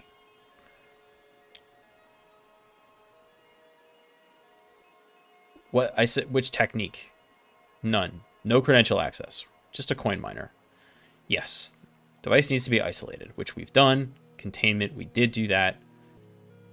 Before starting the eradication, the evidence on the system must be transferred to a secure environment. Please move the evidence on the system to a secure environment. Do we have one of those?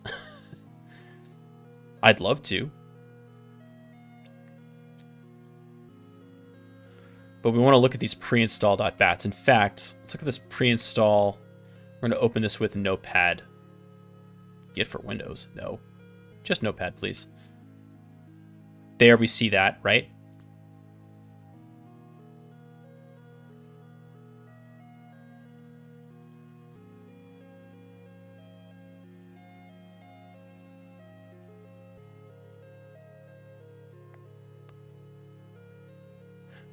And look at this JavaScript file as well.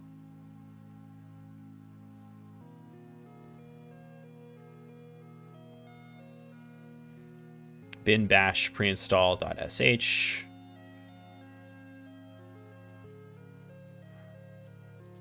Right. So it's running preinstall.bat here. This is the kickoff that checks for the operating system and performs the specific operations required.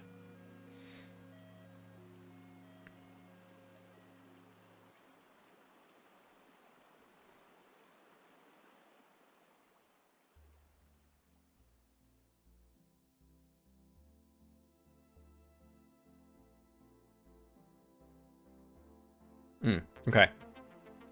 So what we could do is, to simulate this here for a moment, what we might do is create a new folder, right? Call this triage. And what we'll do is all of the malicious stuff that we find. First of all, the entire UA parser should be eliminated, but any of the things that are suspicious, we know that create.dll, JS extension, we know that the preinstall, like this whole thing, anything that we find that is suspicious at all, we should be copying over to our triage folder for safekeeping so that we can analyze it later in more depth, or that we can submit it to our own threat intel feeds, things like that.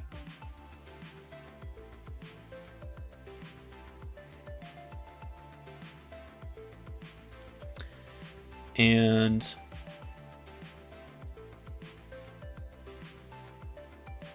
we should always be viewing file extensions, by the way. Husky would yell at me if I don't defang these.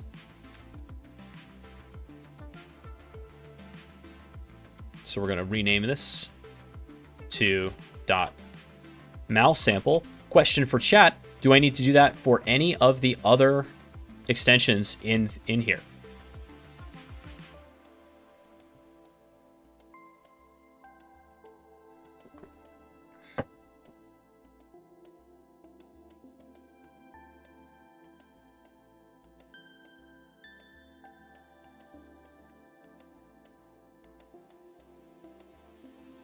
Cobra Style says the bat and the JS, right on the money. Yes, the batch file can be run by clicking on it, so I want to defang that one too.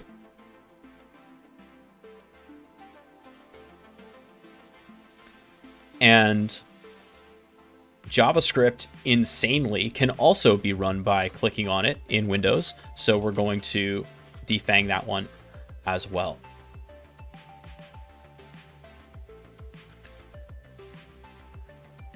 We don't see any evidence of this process running currently, so our eradication method would be to knock this right off. Delete this, right? Or if we have a system restore, either way, but we want to knock this off.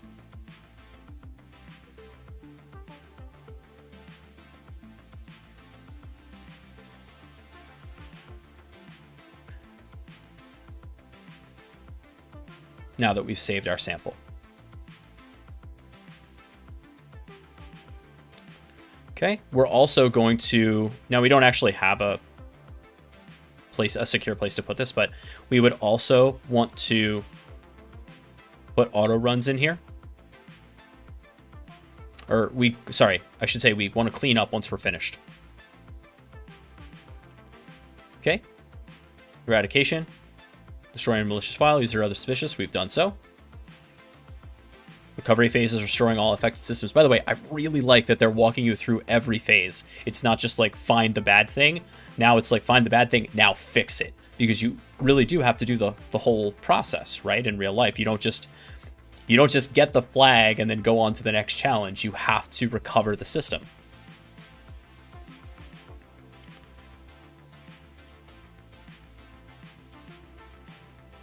This is cool. So how did the cyber attack happen? Well, a web developer downloaded a Node package that was malicious. They didn't know that, but it was because of the UA parser compromise. Hey, Richie, good to see you. How well did staff and management perform in dealing with the incident? Well, I think I did a great job. 10 out of 10 for me. You guys are okay. What would the staff and management do differently the next time a similar incident occurs? So one of the things that we are kind of working on with stuff like this is the security team wants to work more closely with developers to first of all have them understand what the risks might be for their package management solutions. Cobra Sauce's management was useless as per usual. Nothing but love for my management. They give me a lot of freedom to work the way I want, so I'm pretty happy about that. But yeah, I think that a closer relationship between security and developers, especially in-house developers, is helpful. And this is why. Because you want to develop a culture of security in your dev team. Their priorities are not the security team's priorities, right? Their priority is to ship working code. The security team's priority is to protect the environment from vulnerabilities. Working code may not be secure, so getting those two constituencies to talk and work together is a really big win. What corrective actions can prevent similar incidents in the future? So this is one of the insidious things about supply chain attacks. If it's a trusted source, it's not a lot that you can do. You have to just be really, really cautious about it. Now, that being said, were there indicators, behavioral indicators in this attack that we could have used to discover malicious activity? Absolutely. A lot of those commands that we saw executed, the batch files, first of all, I would say that a good detection would be exes or batch files running out of node modules. Right? If that's part of your path to the image or the command line, that should be at least some version of an alert. Because why? Why, right?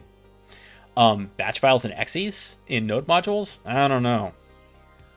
There are some reasons for it, but I think it's pretty rare, and it's definitely a cause for alarm in this case. But even some of the others, right? We saw some domains in there. We should be blocking those domains, of course. Lots of things to do. Now we have a lot of artifacts that we can add. I should have, yeah, we didn't. Perfect. So we have a lot of artifacts that we can add. The first we're going to do is this IP address.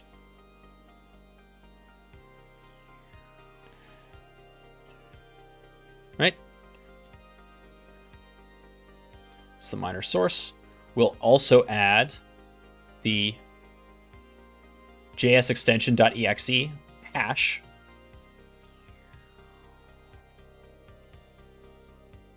Oh, wait.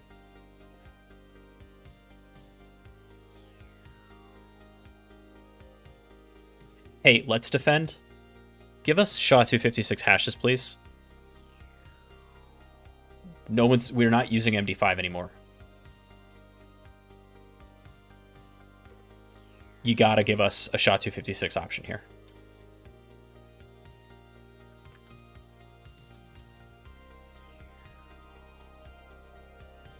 Okay.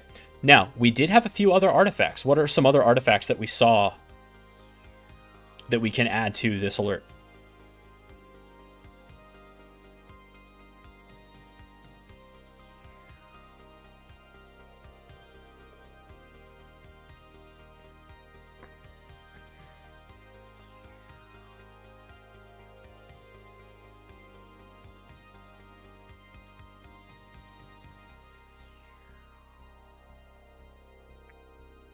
About this IP or this domain?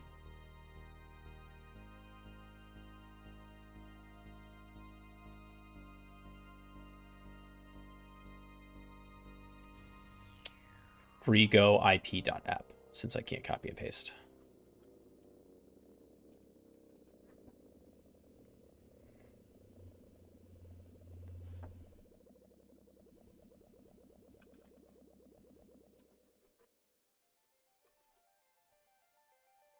What else?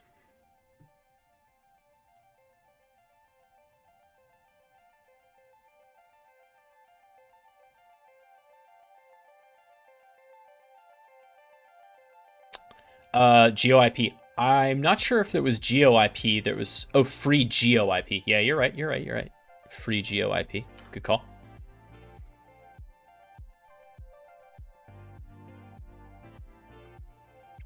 All right, that was the same one. Let's look at the JavaScript file.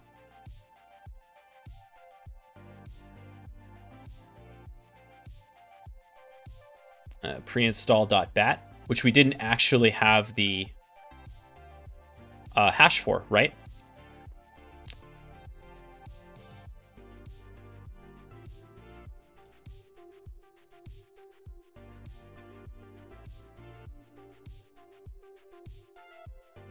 Look at this. We've got a whole bunch more stuff.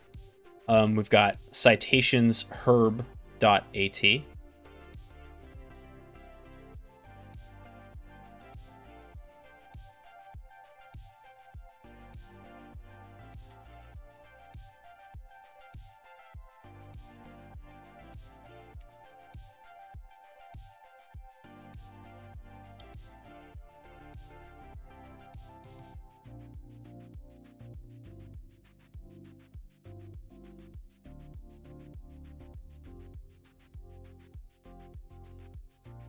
I never have to do this, so I'm going to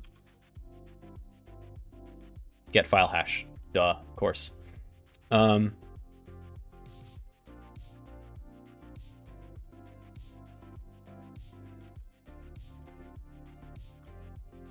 I want create .dll because we don't have that one.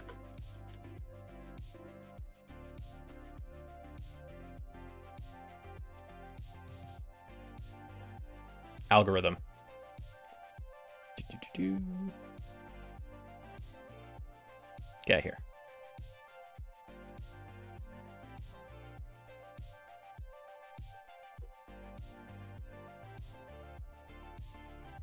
Nice. Do it PowerShell style.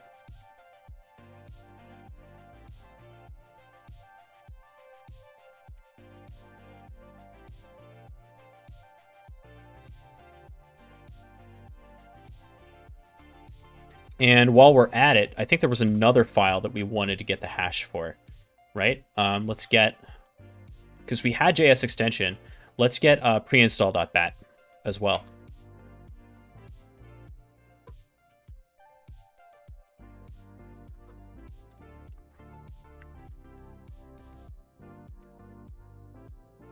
It's all about being thorough. It really is. You know, as an analyst, attention to detail and just like being willing to do the hard work is most of it. It's the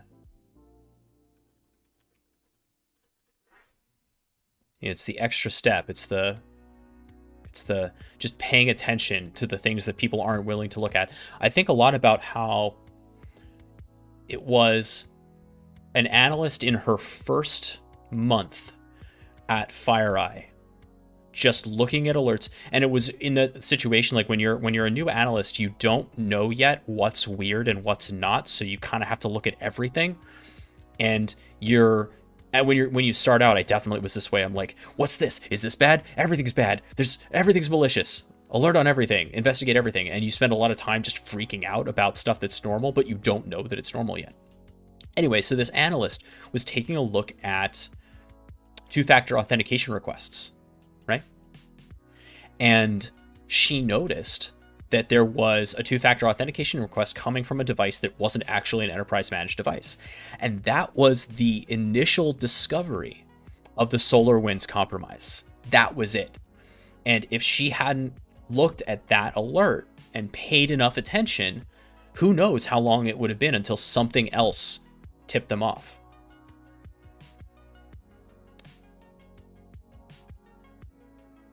All right. So analyst note. So this is where we actually get to tell the story of what has happened.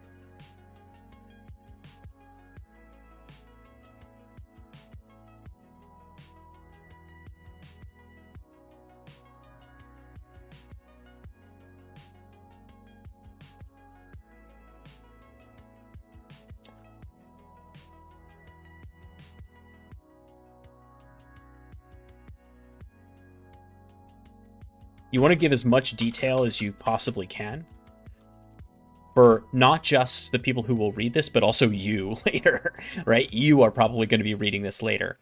And, you know, it's also possible that there's going to be some sort of escalation. If there was a real compromise, there might be another questionnaire you're going to have to fill out. There might be other processes internally that you're going to have to follow in.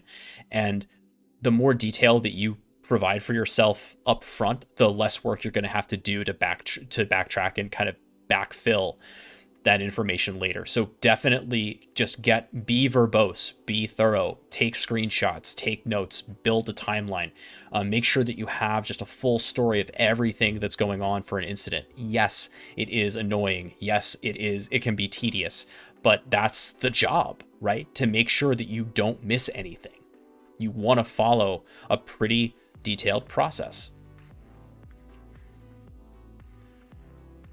That's the thing, like, you know, red team work has this, you know, allure of being kind of exciting because you're trying to break in, you're trying to do something you're not supposed to do, and blue team doesn't really have that atmosphere. Both sides follow processes. They have to follow processes very, very carefully. But the blue team ones, you know, one of the things that's a little bit frustrating is you never know if you got everything, right? You never know if you accomplished your objective. You can only hope that you did. But on the flip side, your job is protecting people. Proxy is asking, will you turn to the Holo network on Try Hack Me anytime soon? I really enjoyed that. Yeah, you know, I want to, Proxy. Drives me crazy that every time I try, something goes wrong with the Holo network. I've been burned so many times by it that I'm hesitant to do it. What we might do is we might do Wreath. I might drop the money and do Wreath.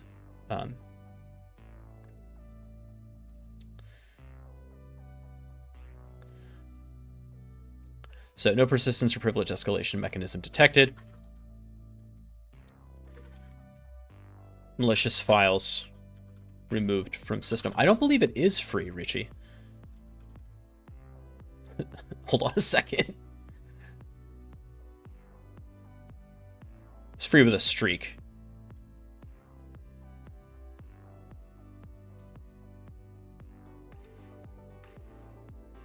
Oh, interesting. Okay, well, either way. What is wrong with Hollow? Oreo Bite, I've tried to do Hollow 3 times, and every time I've tried it, it has crashed after initial foothold. And I just like, it is a really, really persnickety box because of the way that it's like, it's designed to be pretty realistic, but the way that it's set up, it's like so many different moving parts, and rebuilding it, like starting in the middle, is not really a thing. You have to start at the beginning every time. So, I don't know. I've tried to do it 3 times on stream. 3 times it has failed. So like, I don't want to create more dud content that way, if that makes sense. I might try to do it maybe some other way, but yeah. Okay, so no persistence or privilege escalation mechanism detected. Malicious files removed from the system.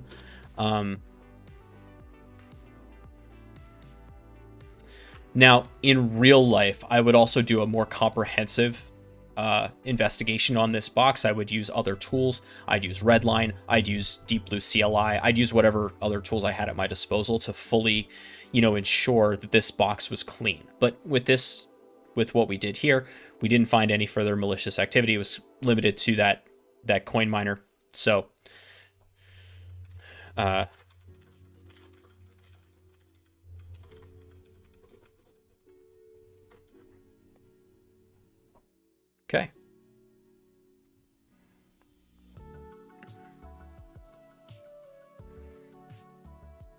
Now we can go back to monitoring.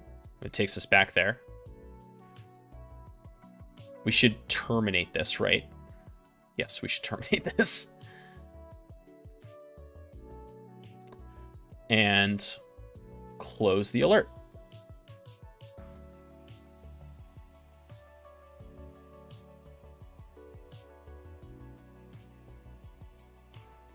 Wait, something to close alert.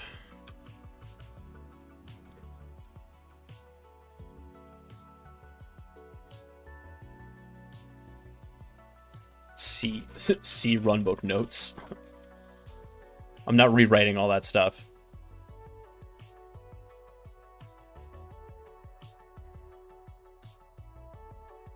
All right, how'd we do?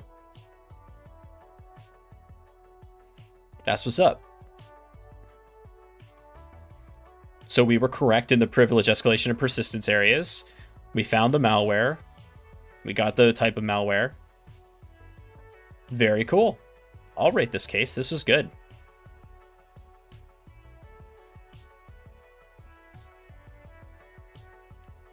Coin miners are a real thing you have to deal with all the time. That's awesome.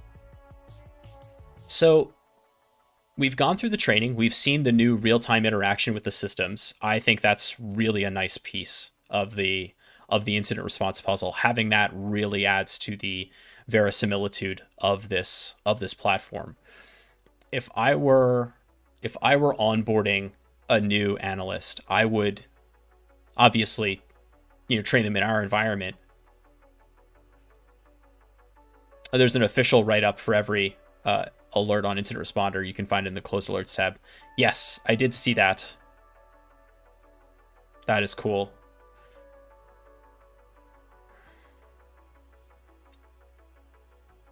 Yeah, sure. Let's see what they look like. All right. Folks can read that on their own time, but I think this is a place that I would train like a new analyst who doesn't have a whole lot of SOC experience to get their feet wet, to understand the process, and give them a little bit of something fun to do on their spare time where we're not like fully onboarding them into internal processes. This is a great place to both learn and practice. I would also say that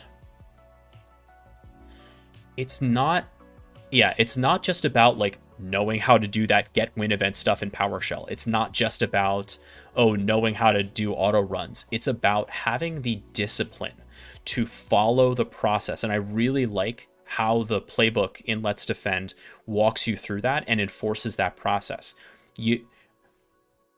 I am One of the things I love about my job is solving technical puzzles, right? So I'm always like, oh, let's get into the malware. Let's see what it is. Like, let's learn what it did. No, no, no, no, no. You need to follow that process first. There's a time and place for that, but there's also a risk of getting lost in, like, falling down a rabbit hole and not understanding everything that happened on a system and really understanding what the impact of the incident is. You need to do that first. Then if you have a reason to, if it's appropriate, you can engage in deep malware analysis, things like that. And that's, a conversation I've had with Husky too, where you want to distinguish between incident response and malware analysis. They are related, but they are not the same job.